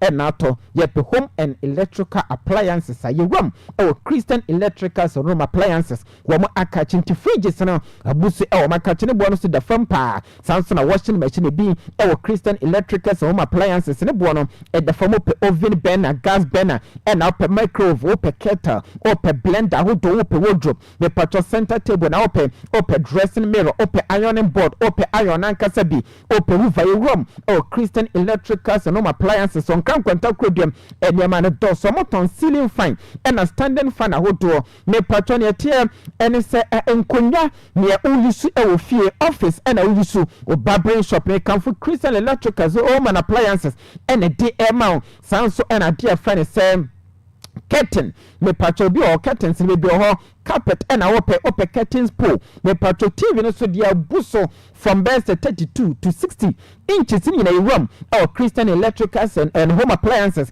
ne bon medical said from sounds and a cables out nyina he be honum one more enso so etonton socket say single and a double me patron bob out the room Christian electricals na fe yakwa kwajibi shaving machine out yakwaji makachi extension board nyina sounds and a decoder outdoor dish nyina ye room won ye and it's me patron Christian electricals home appliances na fe yenso akwajibi na ne tenese ne man dos ma dikan kan be be na de akiro main switches nyina ebi aguso wallpaper so ton be rice cookers outdoor and ne tenese hair dryers ye room Christian electricals home appliances na fe yenso akwaje den kan kwata krodem me pato ni main shop no eno ebe methodist asore no kan kwata krodem anes no eno eni gasu sport eni den mi cho do ma kwan no so yem fam panifo 0549 423 864 and 0534477449 na Christian electrical so bejo sonafi jano enso edin komo ewa atrase intima menko no ho na yenhwe good morning Ewan. Good morning Salim. Bibi aboko de ya mi adom ye de urade ase ya ya hoye ye de urade ase enti ma enchi atifo all right we bia sabie no Salim ordinary feed na to Osikani 99.7 FM. Okay. Salim say ye ba ye be say infie no numani. Yeah, infie numana ye koyi. And so ya je ye home na papa. Na ade e dekura wo mukura ne say. Okay. Enye district hanko a. All right. Say ye bie lines no tum. Yeah. Na hwe ba bia mea amanfo frɛ edi firi a.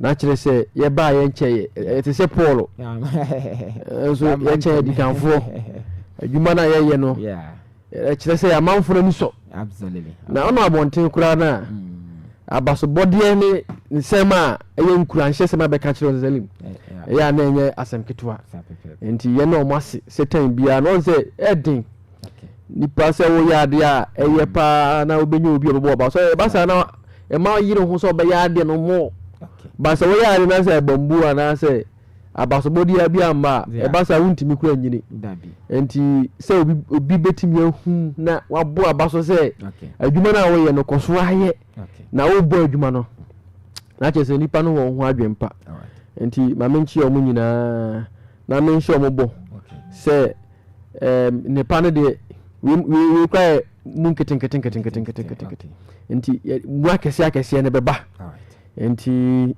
tay bia no omunya abutayem say omude omafidi ne betu Osikani 99.7 Mr. Salim baka ya last week yeah ishia ye no ma ya chia danfu be ma producer Femi Edna signed up to screen so. Okay. Incoming. Okay.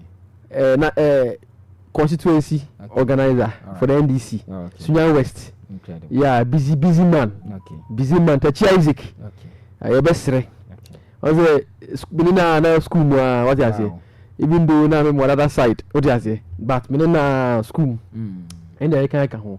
We so vibrant. All right. Mabuna omo amiswadu hu ni bi. Nti yebesre Sunya West for say emre no so a. Okay.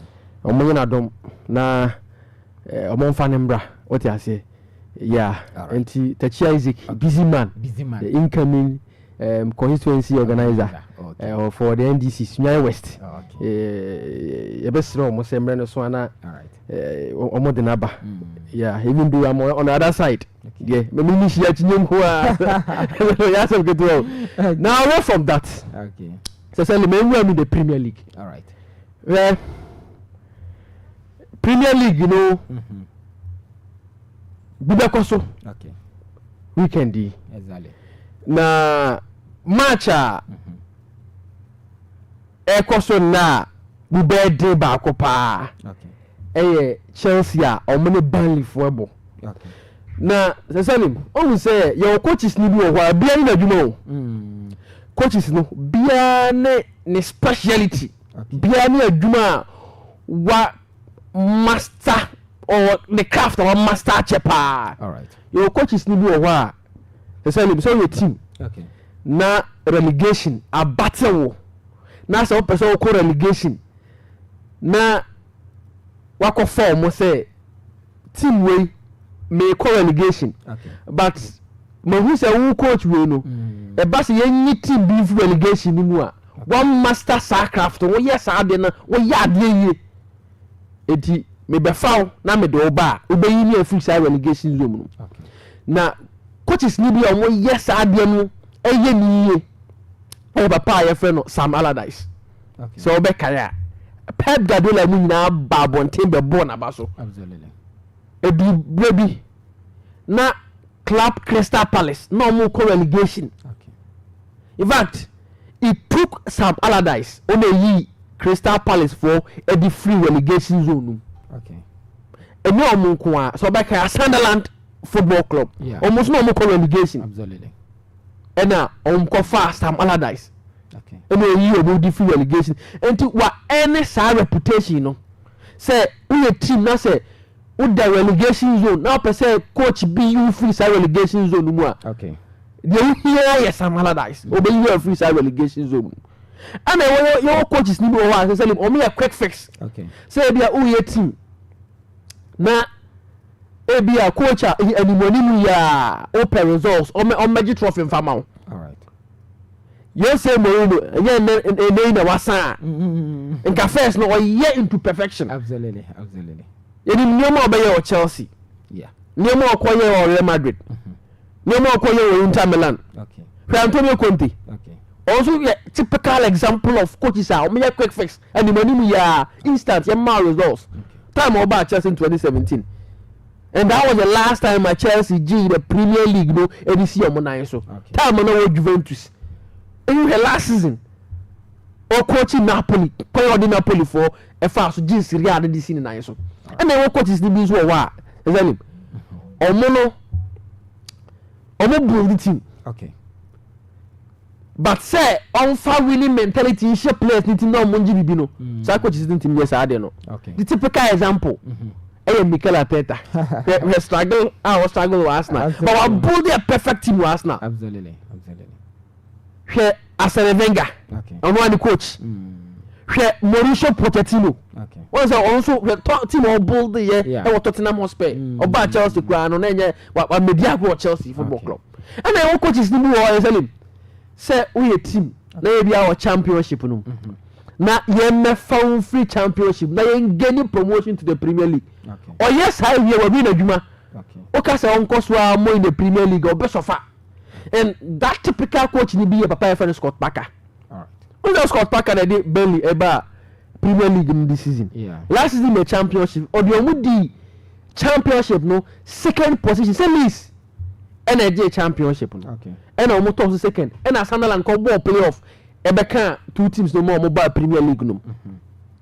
And Scott Parker e kama ya say ofa Premier League table na Burnley no baby omoda na nye.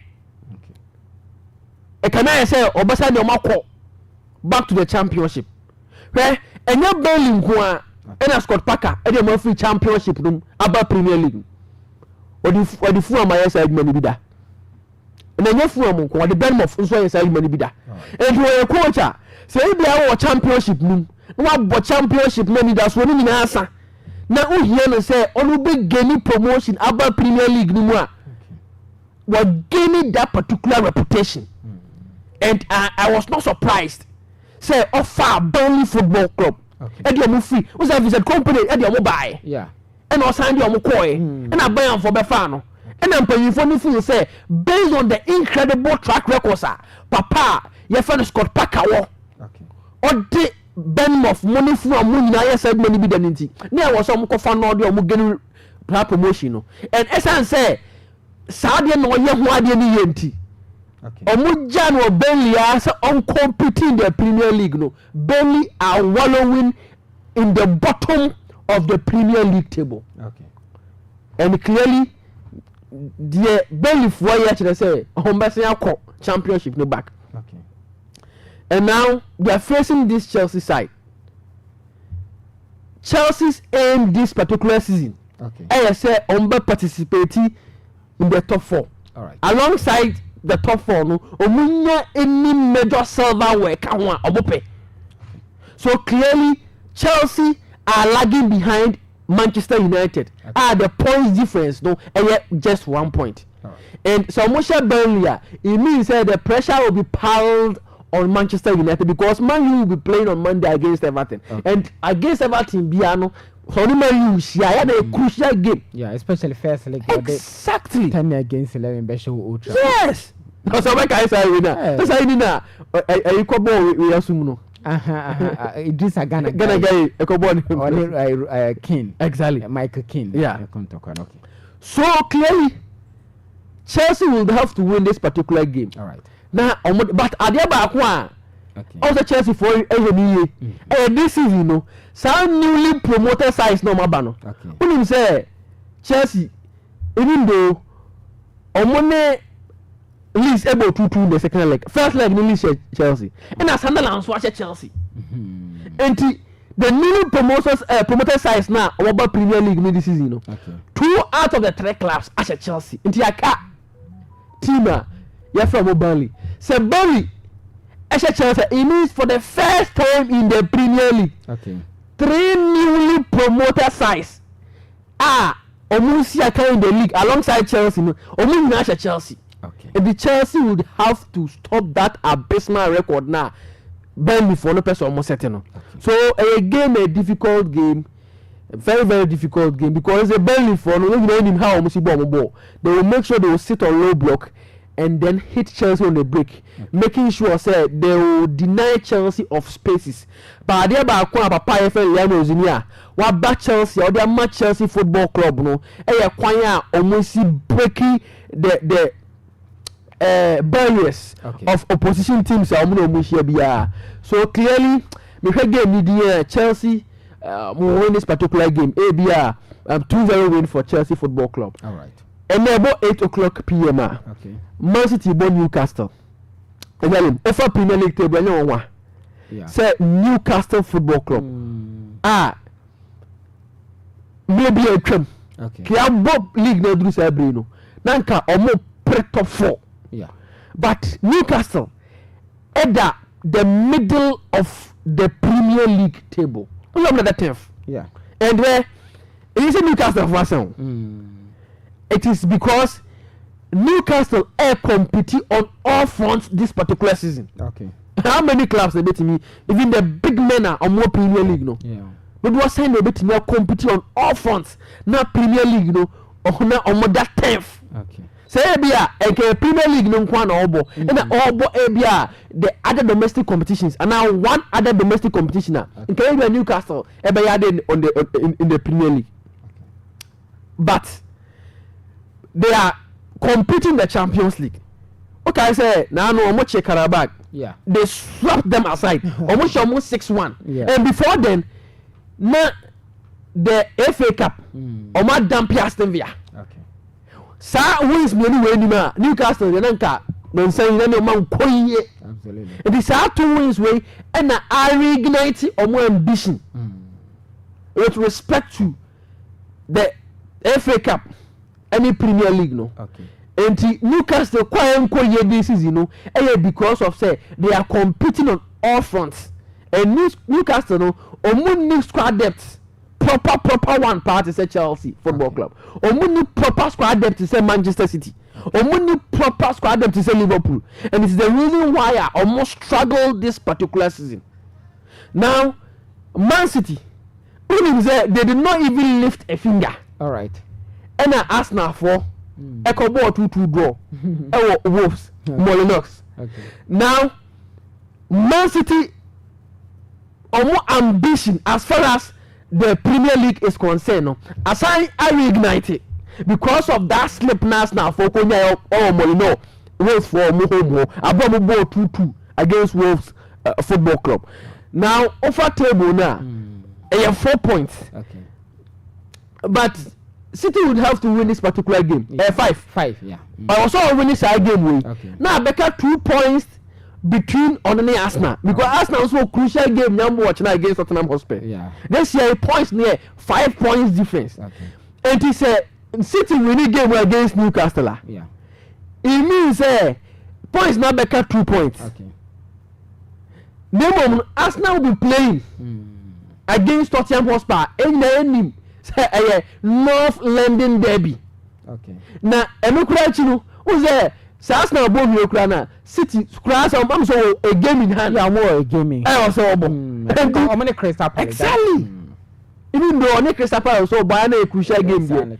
But Guardiola so Tarotuna say or Premier League na ja. No more you know. Okay. Maybe so Bakaya. Only Liverpool lost a single game in the Premier League. Okay. So this is not blaming Liverpool league now. Yeah. They lost a single game, but City league ni free them. Absolutely. There were series Arsenal leader City for Abadi league na free them. And Barca Yanji Premier League na. The new coach currently our Premier League ni more one master craft no to set a pie for the Pep Guardiola. Obi no nim sada na ye no. Enti eney Arsenal fan bia no. Obi yam hye no. Say sa points na omo kwashigu ye no sa points na omo de chair Wolves for no ahye omo abesin there because before then na omo say akwache points. Yeah. Omo no Brentford for. Yeah, Brentford. So clearly the Arsenal fans no as abambo yaba. Okay. And City will have to win this particular game. All right. So that omo pile pressure on Arsenal Football Club. Okay. And they have a fine record of year. This is in 12 matches at home. Okay. In the Premier League, omo Lusubi. So clearly, a Chelsea City for a broken fortress in Wafia. A very difficult. And I mean, last time in the Premier League, no Newcastle for no. Eko edi sa bonu ko gbomo bi ani mo fie. Okay. And clearly, who say season we no Newcastle City for abo games kese pa. Because even the EFL. Omushia first and second leg. And City for sweep omu na aside. Who say first and second leg City for share omu. Yeah. And Premier League first leg no Newcastle win here. Okay. And it means that the 3 games are omone City for share Newcastle now win back home. And City now win mienu. Okay. Because of the EFL Cup Menuna or Marino. Okay. And player back one and then Pep Guardiola also off-fielding in this particular game. Omar Mamouche. Okay. When you say Omar Mamouche, Team of Newcastle. Okay. We bought 2 games since our City. We bought 2 games against Newcastle. I show 5. Wow. Yes. Okay. Last season, Omoni Newcastle for share. All right. One of the legs. Almost Newcastle 4-0 no kwabo hat-trick. And in the second leg of the EFL Cup. Okay. Abia City for share 3-1 obo 2 goals. And we see almost 2 times, we see almost 5. But at the back when say the position now obo no. Hona Anton se benyobo. And in the scintillating performance, Anton Semenyo, why exhibiting, especially. And you been off on one, or switching your bar, team from Manchester City Football Club. And he Pep Guardiola, quiet bears, no matter what I say, Semenyo Tranchema or Mama Mushimebo. It will be very difficult task for him, but Ubisami, despite me being a Ghanaian, no, maybe for the sake of this particular game, Kabema Oma Momucha started at the expense of our brand TFN Antoine Semenyo. A difficult game. But Guardiola would have to power pressure on Arsenal Football Club. And Ubisami a game we know, Mr. Salim, Man City winning game way 3-1. I will never be surprised. And the game we know, Okofike City, it's likely City will concede. And he'll be above to score with me at all. But on the safer side, Man City will win this particular game by 3-1. Now, Nottingham Forest, Liverpool. Where we club on. Na ota se coaches aya na in the long run. Affect you. Nottingham Forest there. Clubs need be a omoji omudi on the European continent. Nottingham Forest. Because Nottingham Forest no Chelsea in the Champions League. Time for the European Cup, no. They won the European Cup in 1979, and almost say they defended every year in 1980. But Edward Babino, team no jijai, and team no jija, and I'm a championship no, I'm a the England League One, and I'm about to the championship, Anna, Yamia Maduma Umba in the Premier League, and I'm a buyer, no. Salim, still no man shadan koye o mo battle relegation na so be ka Chriswood more time no now this season when we say o mo sesa coaches are for this season alone. Yes. Say they started the season with Nuno Espirito Santo. Okay. And Omode Postecoglou ebae asketic omeka achile kakra omode ya Postecoglou to papa so na na omri Sindash so onso meso ano na omri Sindash bae Sindash so bae na ne wan koyie na omri ne to akonja na omde Vitor Pereira ba ba Vitor Pereira no as a Nottingham Forest for ball European Conference League the conference ode omo akose Fenerbahce 3-1 omo the first game enti ase ode hope kakra e dey aba Nottingham Forest Football Club and baby omo da no ase omo da 17th and clearly omo nyagidie because of that win emphatic win omo against Fenerbahce no omo nyagidie of Vitor Pereira mu say obetimi save omo from relegation. But against Liverpool, one na me say no problem kakra because it's a Liverpool so okay more recent games I say omo wins no say na convincing but omo win ko. What you say? And the ambition is very simple to play in the top 4 because they would want to participate in next season's Champions League. They are defending champions there, but say that they will the league they are jibon. What you say? So they would want to be in the Champions League next season. Say you that seats. And let's say Papa FN and slot on more baller a year scintillating sir on the year and the results. And this game against Nottingham Forest, I think it's very difficult for Nottingham to actually win against Liverpool. It be a Liverpool 2-1 win for Liverpool Football Club. Now, Nyambo Ochna. The North London Derby. Nyambo Ochna. Any Tottenham Hotspur. Any Arsenal Football Club. Now, Salim. Say game you born Tottenham Stadium ho. Tottenham. The nafe aka ne nafe no White Hart Lane. Na the tie pa ne say oh say sa ball we no. Sa football mo kura twe. Right we na beto mo ntem. O say da bia maka best forces dem ba mi chine. But ena ma we fie. Any dey we nti me ka tie for kakra. Salim say sa North London Derby. Sa right we are beto Arsenal team omo Premier League ni mu a omo twikura kese pa wo league mu Tottenham Hotspur na de ko fa sa akura twe we nyina baaye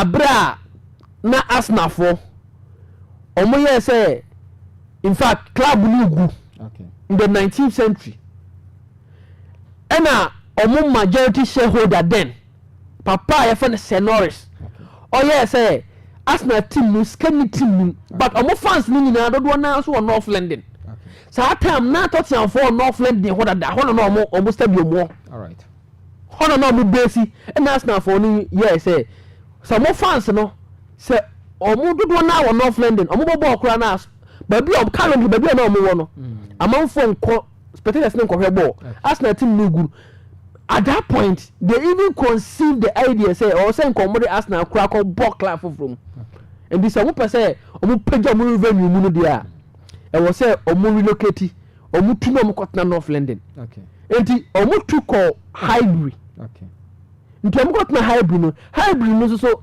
any baby na Tottenham for most of the morning just 10 miles no go Tottenham for the feel say Arsenal flying coach omo and na omo ba ho no Tottenham fans be na afraid dey Arsenal ya wako no okay Tottenham for the feel say Arsenal for no omo tata omo do and to even make matters worse okay after First World War and na Southern Premier League na for the first division and the first division you know now was say yeah expanded yeah was teams need from second division and they for the championship no be back first division ho it now yeah two teams no yeah two almost tonto okay me Chelsea ka ho Tottenham ka ho Arsenal ka no pay two clubs na Tottenham for the feel say nanke eyo omo and they was say nko omo ko boss first division no because omo the can pick Chelsea until omo pay Arsenal and Tottenham okay and as I say Norris we no now you're so influential because after no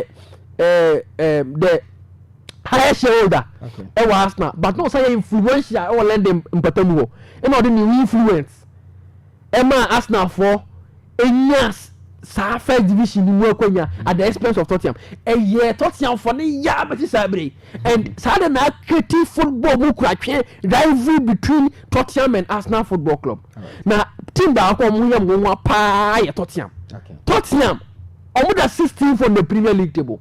16th. And yeah, now no. You Newcastle for the show one. Yeah. Almost show me here no Pam Thomas Frank. Eddie I go to the Aba. Now the year me yakra say last season no. Oh now almost 17th. Come yare. Kanya me kwa. Katotya me yare. Ena Joe Lewis Tottenham Football Club yene dia because here na isi na company na Tottenham must be ready no on the majority shareholder on the Levy and omo stake here na isi mu so na own Tottenham Football Club and na Joe Lewis say in fact the Levy no I say club success no enye de I say ono no yen kosi Tottenham stadium yen pace kam Tottenham say money na the Levy ani ji ho but say Tottenham in fact say what the Tottenham for build the team agit trophy no as I had na nye the Levy de all right enti the Levy e was so do adwuma no to ho na ono ne buy for the Vivian Lewis e be to adwuma no so okay enti ye be season ase e na mpanyufo yi the Levy to akondwa okay e na omo de say adwuma no de ma omo Joe Lewis na e nice o majority shareholder na ne ba aye for the Vivian Lewis no omo de say adwuma ne ma no say on bet to no ma make sure say Tottenham be competitive na Tottenham for a winning trophy because last season the Levy nyanya kura no when say or the Tottenham Hotspur winning Europa League Jeffrey Manchester United for in the final yeah it was their first trophy okay for so many years na Tottenham based 2008 since then na Tottenham nje any major silverware fans your money so it took that the Levy leadership na mpanyifo feel say that the Levy would the trophy but nka would the year 17th on the Premier League table this idea Cotton fie na me ba Joe Lewis no me ba Vivian no ba no me Troy man so and say no crowd there say that the Levy 16th on the Premier League table okay and they thought say say they are the only club in the Premier League this year yes you 2006 no no omo win a Premier League game omo win game match actually 8 matches 8 omo lose 9 about draw 9 this year nko mobo 8 matches in the Premier League omo lose 9 about draw 9 they are yet to win a game in the Premier League Tottenham Hotspur and the new man koye and I go to do or send the first Premier League as and match our other shots here against Arsenal Football Club. Now Arsenal for that will change because their last 2 games in the Premier League game and you must say also winning this particular game. Say Mikel Arteta if you say person winning Premier League now. This is you can't if you have time and again say Papa if Mikel Arteta and when you fuse this is look at the signings of the man. Yeah. A better chance than more than Abba. Victor Gyokaris. Okay. Piero Hinkapi. Yeah. Bali Bakush no Makoton Naba. And when you fulfill say no man Arsenal here to win the Premier League, no, they have provided those Nyomano to Papa Yefem Mikel Arteta. So he has no excuse. Okay. And in so doing, he has to ride on the difficult times of Tottenham Hotspur.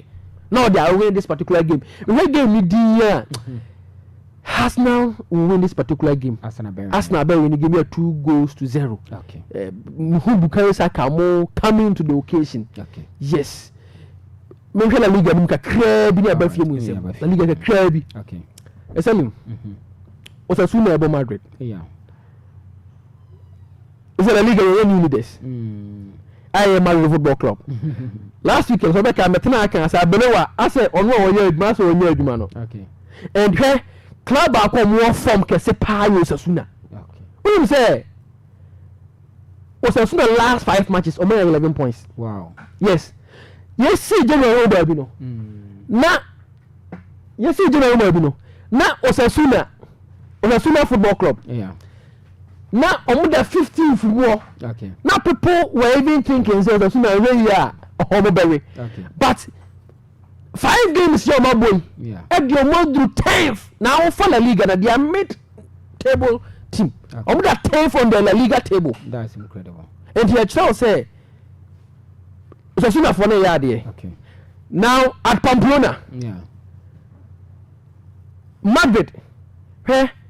That time the Bellingham a player, yeah. People were saying say quite ben so papa for na below e best team share the midfield no. All right. Now what mean results? Okay. But here Tramoni. Here Camavinga. Okay. Federico Valverde, Adegule. Kwanya what team share some rant way ama as team here from Madrid Football Club some sort of creativity in the midfield. We can't force them hold. We control the midfield. The clearly Abelowa, Papa from Abelowa near year Juma. Okay. So Osasuna ever big header. All right. A more big tax. But Madrid team in order to beat them. And yes, I will carry form on Kwao. I was saying yes something extra. Okay. Or carry form near Yankwa and enough to beat this Madrid Football Club. Right. Because Sophia that. Before I saw no money Madrid for Rebellion, they had played about 7 games. No more than Lusubi. And a Madrid for the Abuku Madrid. Okay. And he clearly said Osasuna Pamplona. Some person are winning this particular game. Okay.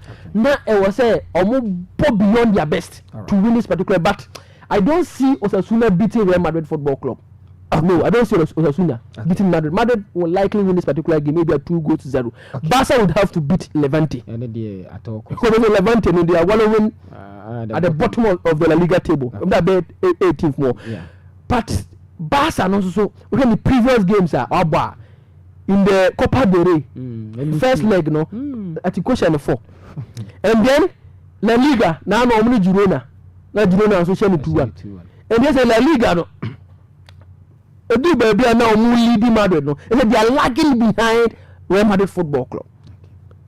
And the game will no, in order to remain competitive, in order say on day I will should be some fans no. I was so winning this game against Levante. I say your bullying now do cyber teams need your more winners. I know more you don't. And the both game when Levante for no quiet, but Barca would have to find a way to beat Levante because someone to me and say Levante they are not just a what you say. So we should get media a Barca and so bit me maneuver their way ready a 3-1 win for Barcelona Football Club. Yeah. All right. Yena ewana se ese wode amanone de no otutu anasre enya basa ediamaye. Ura boafo e ha mekwa nchen nyame adoma yedi kan ka se interschools basic interschools competition no no kra se nyame adoma for Monday eko nkran kwanta second B de na baso gidigidi pa baso ewo ne tene se RC Park wonum nti so we aba for RC Park confirmed RC Park and games ne baso ho nti de hin na baso games no I mean sports disciplines ne ben ye be witness nyame adoma free Monday eko Sam Dasi. I mean, what you for? Okay. Now, more about so. I don't know team na Juma Moye no. Okay. My mom about so. All right. You have soccer. Okay. Football no. Football. America for say Donald Trump say on person ko or ye no serum no mu ye football. But soccer no. I think an explanation now with that and so in the yard. We have football. But say you friend football, you friend soccer. Now you do 9 years sabon you friend football. Okay. I was a volleyball minister to that one person you friend handball. And netball ne. And you got and is about soccer and football no. Okay. Now you be say about volleyball. Oh okay. Na ya bo handball. Oh okay. Nti we ni event me nsa ya me adom afro ochna ko ne bedi hu dwuma wo RC Parks and odi kankan. Oh okay. Okay. I mean say school so no preparations and cost so obi ani abere epese this time round obeti nanim ne school anim. Yes, said it was a nene was in Kayishawa. Yeah. But I mean say slow say you who obi antimi ama. And I don't play that meeting come over many Mr. Laji Islamic heading kon ma te history bi ne ma chiri. Me just think say na me be training. And a chief frame omla me nya 120 bi do training. Aja peace and na program. Oh, RC Park o training. Me nim ye dia. Say office say you who no bi so nti na bi ahwa nya bo acha bi ko training. Ahead of the flame. It is so far so good there. Manya konya visit teams in do na utun say preparation key abia guso a oye ahobo nti nyame adom ofri chena Monday kone de RC Park minim say enye asem ketwa. Oh okay, minim say time na no patututu na ne de hihye so. Yes. Nti mo say maybe atwam na U13 and U15 no kwa na yebo U13 ne mema nkwa na U15 ma ne mema no but this time around mwada woroma say ye kan ka wo second nim na kase 40 say mo wo second ma yentimi nya bibi atro kan sa ti yedi nkomo say afie bo KG game na me pese ba so KG ni say KG ni between 4 and 6 years. Yes obo na be bobo no mbatwane amia now how obo the ball be na bebo.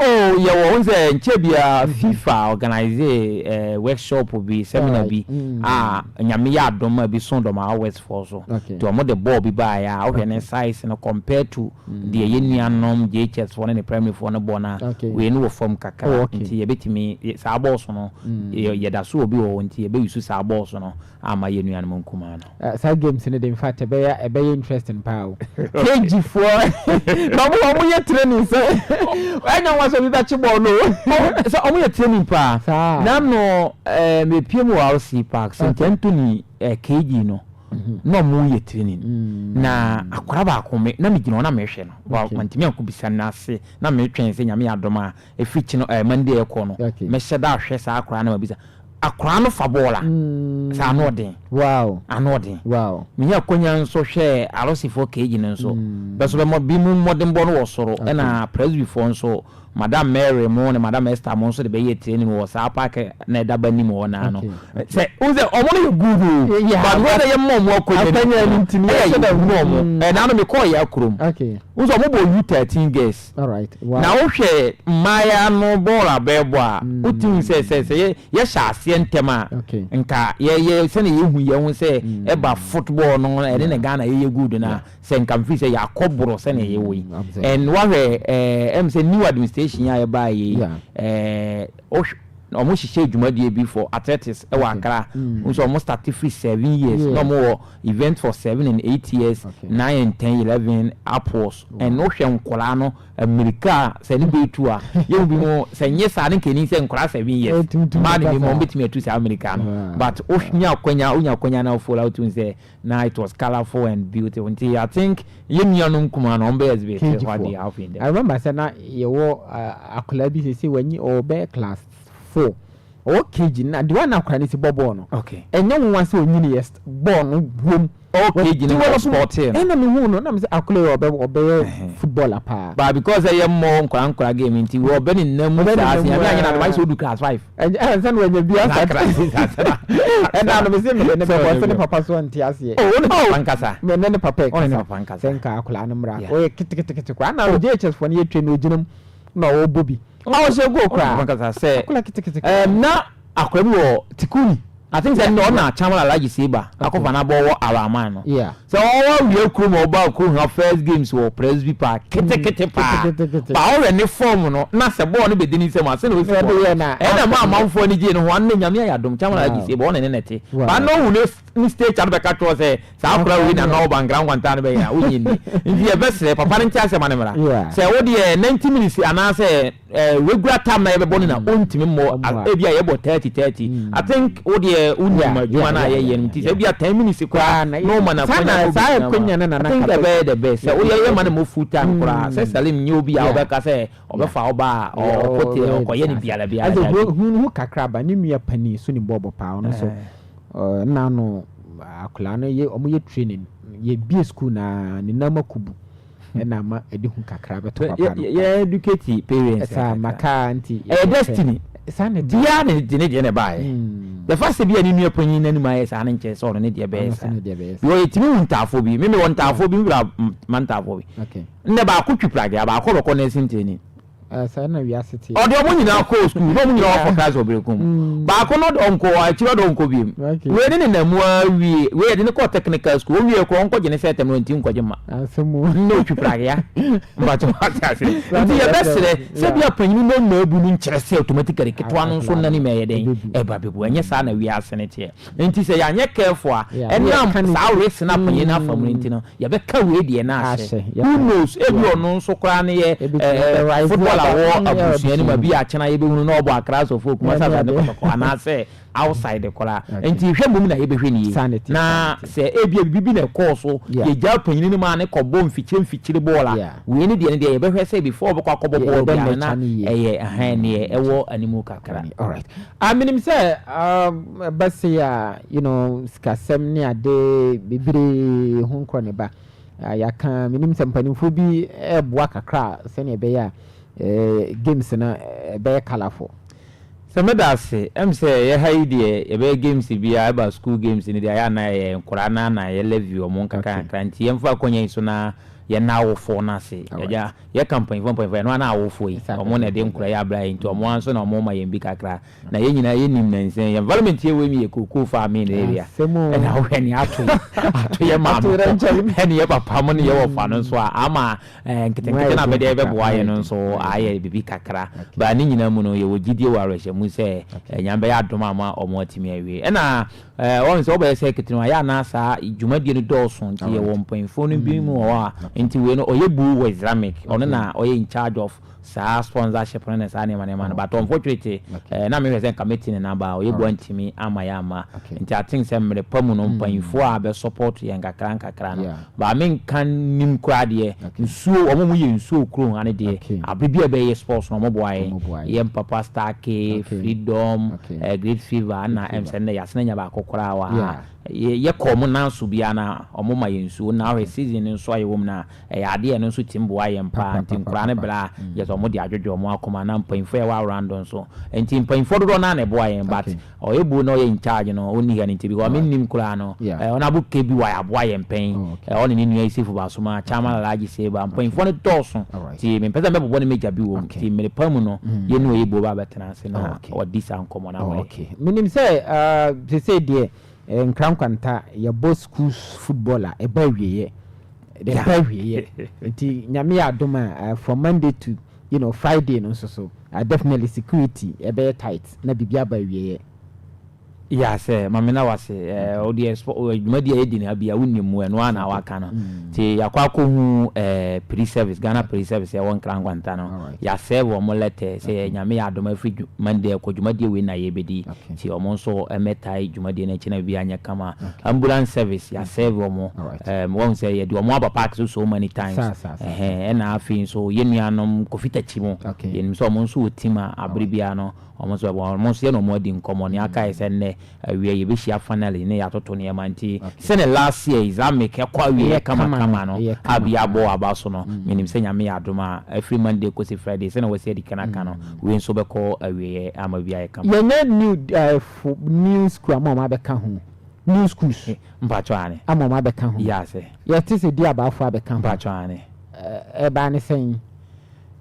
Say any diaba on the na enka omoni dia kradin da say to be so sanity diaba ya krum circuit tika ya krum for we be games in no dia automatically ka diaba for we but last year nia ya tete ya kire say issue ba ko bi si mu wo a enam so ama omo games na nkwa we in terms of important ase toto ne ma no mo hu say so mo che ya krum ni diaba ni mu mienu a ya dia ebeboa because ye nyina ye wi a ye say be camp mo be do ma west team ye ko district ye nyina na ye ka bonko ti se ye hu se ye nuanu mienu se be hia na rivalry no ana raba na wo soro bebrede na ye separate omo se be ya ye games ni betimi akwa we ya I think say be enenam so ama omo aba be kan on ti ni ye nim ni say you should be see last year team pan for hwe hu say and yes are ye nti omo because obekom kura no na obi ba wo ya krom bi ba sa na wo di aba ma me ba akọ papa ba akọ ma but one we are school games so na akọ bibi wo enti I think it was a good decision from our leaders and nam so be hu di aba wo nyame abdoma Monday ko nti di aba ba be kan ye ho okay private schools no so say be join this time around you know PC for so aba be join ni the last year ye ne St Anthony and a top na mo ye private school na mo kan ye ho ti afi no PC aba kan wa private schools no aba be ye tra ye no mo be di jumadi that is incredible because some of the private schools ya na kwadu e de born say mano mom me sports ni bi ni ade I remember bro was say your time na me mate bi na ko private school o jai ba nyama public school because I see mom nyegi ono so born no person obo SBB enti adentia ye mom enti se ma me tiwetao yan kanche ada parents na o mama ko ada private schools no se o kwete ba bi se bia ye na ya ma kwanya anye sa na tie ye mo bia kwanya last year ye serve school bia private school bia owo ye part ne bia no ye serve na letter e na bi mo ba e na bi mo antimi ama afi kura no e bi mo ne ye di nkomo last minute and almost am be withdraw and ti say bia o ko na proprietor bia na teacher bi ka cho so be na banye ye na enye no koresa ye de ne ye bi ye punu am school bia say school bia be bia no ye no be ye adwuma no nti hode ne sa na tie okay owuraboafo minim de say wo bibia de betwa to a na Nyankopon ya adoma Monday finally say could be inter school sports no baso RC Park type 8 and papa na chese games na hye so screening mama nka screening ho asem say Nyankopon ya adoma da be na screening na mo pesa mo ye no nyame ya adoma screening be na ochena be na ochena nwume ni aye se ni se Nyankopon fa akwanto mu adom ennom ye nuanom apia kuromfo na afi di aba se be ya ombetimi aba beduru asundue mu to mo ba beduru a anwume na mo ba beduru na no ye be screening no because this time around last year ye bo oprio na ye wo say schools ti na ye mpese be chem tete na ye few matches but this time around ye wo A schools ti ye group A group B e wo JHS na primary no man so the same thing enti no omo ba beduru nyame adoma ochena no a anwumre na no ye the screen na be hye so ye ne ye papa ye na ya de nyina Mr Wanted ono so entimi kan sports odoma mpotamu anyini mfirim to ba be die no mu ya aman kama nti ade chi Monday ne Yankopon amefa ne man na ode ye nkwa che na ano papa se ne wo kan ye no na che se ejane dama adwumadie no e koso kama enti ye besere se oba na wo behwe game ni bia na wa comport ho amaye wa hye wo ho so referees na eba bedin be nipa yehwe nia ekoso Premier League mu La Liga na asefo na e1 edi ho nkomo na yegyina ye ne gye ho na be mfomso bebe wo VAR na stand wo ba still mfomso sane bam ye we Premier League na ba hyeda akɔgye ntete na still mfomso no ye nipa idie bi ba ko besi ba bi ba ko sisa na ntwa yi a eno nkyese famra ne hye wonsem ne ne wo pe enti be se wo ba na se office o ye former student na wo pese wo school ne wene a nya betima ya abo mo ne se motivate mo se nso na office o beta mo atoma mo drinks atoma mo se mi ko hu ade bi wo ya akurum akra ba ko panyini ba ko kira akra ne ball efe attribute e dia ma akra no we bi na ye hwehwe o ba no be hu se akra bi ball no e fa se butu ano atoma no so o pese sponsor akra na ana afa no na wo be ya ni manager no na wo fa akotana ase na watimi abo akra na mom nye se obeti si park so ko je referee whistle o ko bu referee o ko bu teacher ni bia na ko bu player bi ade bi si kra krum me nkan wu kra krum bo na ni ma se ba ye mpese bi be si do nkran kwanta ha se akora bobo na o kwabra na etimi ono chesa akora na nyini se minim se wona wo akora no se teacher si na bede be bo ni be ninyan san se ka fra chesa akora ya nyinti ma na mo je chess game no akohwe na ni so akohwe akora na ni so akora na ko fa ball to akohwe na ni so ade ya wanyini I think niema we no ya twem sa junction no nti but ni nyina mu no mpanfo timi toto niema adwumadie no etimi ba we nra me ko okohu na colorful very very beautiful ayemo mpanfo na ba nti empese be hu sa niema ne biwa ntu do ba na office o mo bi afabwa bibi akoso na hwe na wuntimi nyina wa se kofie koda exactly da kwenkrata ye kita bebrebe no anwe ebo be 11 ni nguso a me twetwe ni nyina ya about a game na ye be ye na be ye na o nipa ba ko po be na wo be so just 1 minute 5 minutes I would have now person over say again and nyame ni answer no kore ye mpese be hu sa ne bi ti yen so obi bia say oba on che no so na on comport no say be ya dwumadi na be ko say ya ja classroom ho for the past 2 weeks nya easy ya ja classroom so ye training gidi nti sa ade ni nte ya ja classroom ho no ye say be ya na nkwa we de a ya boka ni kese ya say ni kese ya hwene ma bibiri o ya hwene ma bibiri nti yen siro bia sa de ba kwa afia be sene si o ye games ni say once maybe atwam na ye draw ni wia schools na ye be soccer de no mo ane ye de bo handball no ane ye de bo volley bibia but this time around say sayabom entu be hu say schools bi be we group ba ko wo soccer ba ye ko handball a be ni enye school kro na say sayabom nti ebetimi anya presby RC Islamic ene bia say intento ni one group in soccer ba ye ko handball nsesanye wo ho nti yenhye saa niema no nso na oba na nkwanko ese si anansi okay amye no wu aboafo asepa e1 fa kakra so na yemi ahomatrofo no ntuma atiefo so embram na be fata no be 5 minutes bi nti Salim yemi ahomatrofo no ntuma we mo wu aboafo abaso okay ade ba ko a eye notable ewo ne ho the commitment as far as Doma West sports consent since our Kuruma there ba ko isne ni so pa yes sports no ebe ye and before say o2 sa na mo no hu say ye were enormous talent e wo Kuruma and Kuruma no yentimi mfa obi nhye ye hu kunan kura no I produce bi no mo Premier League ni bi what you say mi na bai ne ba no obo Premier League na ye boys a bi mo tu kwan a omo si akan nti ye no kwa kura ye motivation we ya wofo na wo fi a ye motivation e de ma wo say wonzo ba no betimi abo e de aduru ayen kakra edike mu bia say time na me chade peace na me che na no sa abo ye bi no de akopie mo Italy nti ya wofo no mutamu nyina o te say on sa solo no nti awofo na omomma no komu si akan no omfa chita enta omomma na chi bi wo kura na fiade yo kakra bi akura no e de be boa no fie kekeni nti board ya bo no ena hi asemo ena hi kotre ne ena hi bi nim so mfa so bia o de mbese mi chena nti nke be kura na o sa awofo no mba na be ta mo ba na chi sa pepe nsuo bi kura na wato ama no akura no obobo no hu se ne ma me ne papa ta na chi sa no be ne ho abo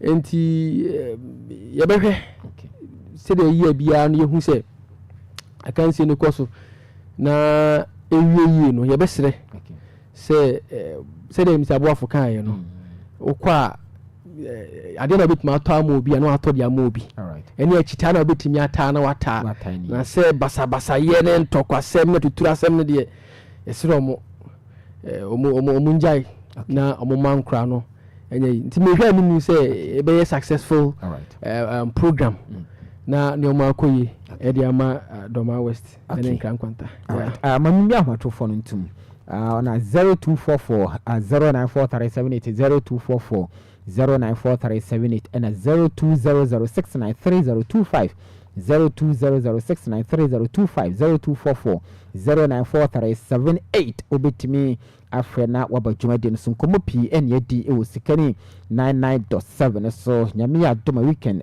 Premier League game se wo ho ya bobo boso Ghana de matches pii e wo ho eno so yedi ho enkomo saso na inter schools games no eno so eba so eno so yedi ho enkomo nti wetimi aba na 0244094378 good morning Nana. Good morning. You are Joe Boko, Nana.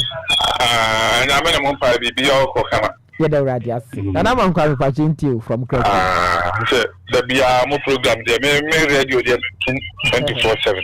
Okay, yeah, that's it. I'm a sure.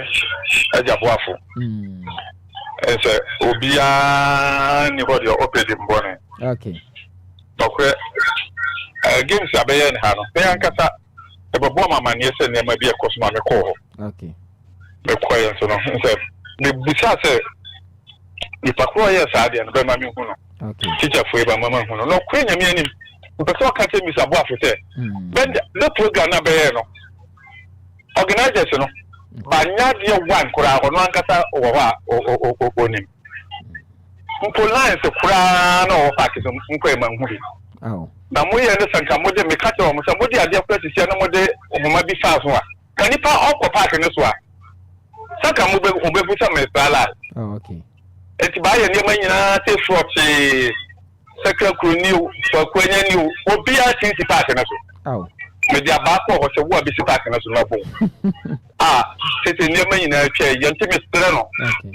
Me stre no asiewi na ayi it's a foreign countries in Kurano, football in Sanya, Uchi, and she took room for the Sereno. You didn't know. On your dada, and she won't just and come and tell you about on your name, you will see. It is a missing grammar this year. Over to my kind of thing, I say, or to the circle for the Sereno. Okay.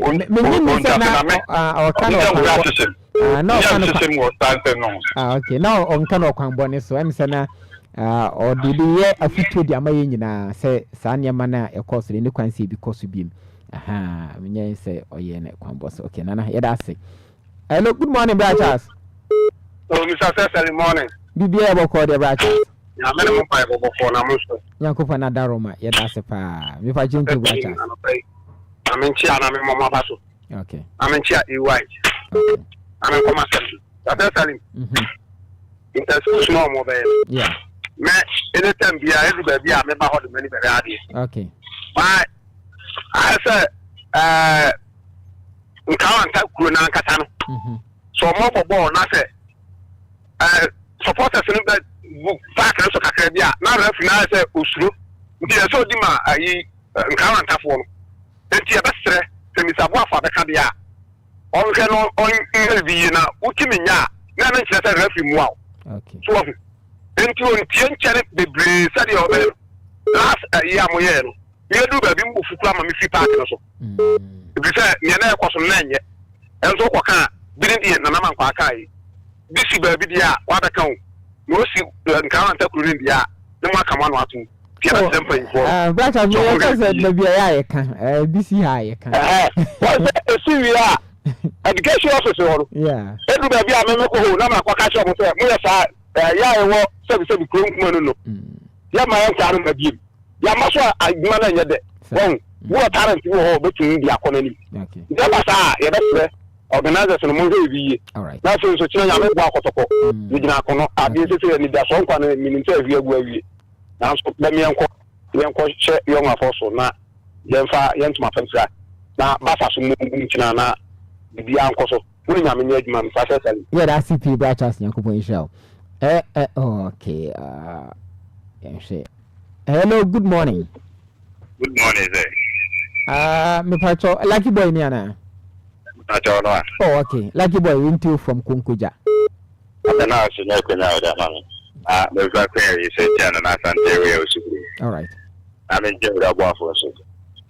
I'm saying I'm watching asthma, your big game, your network hospital airborne.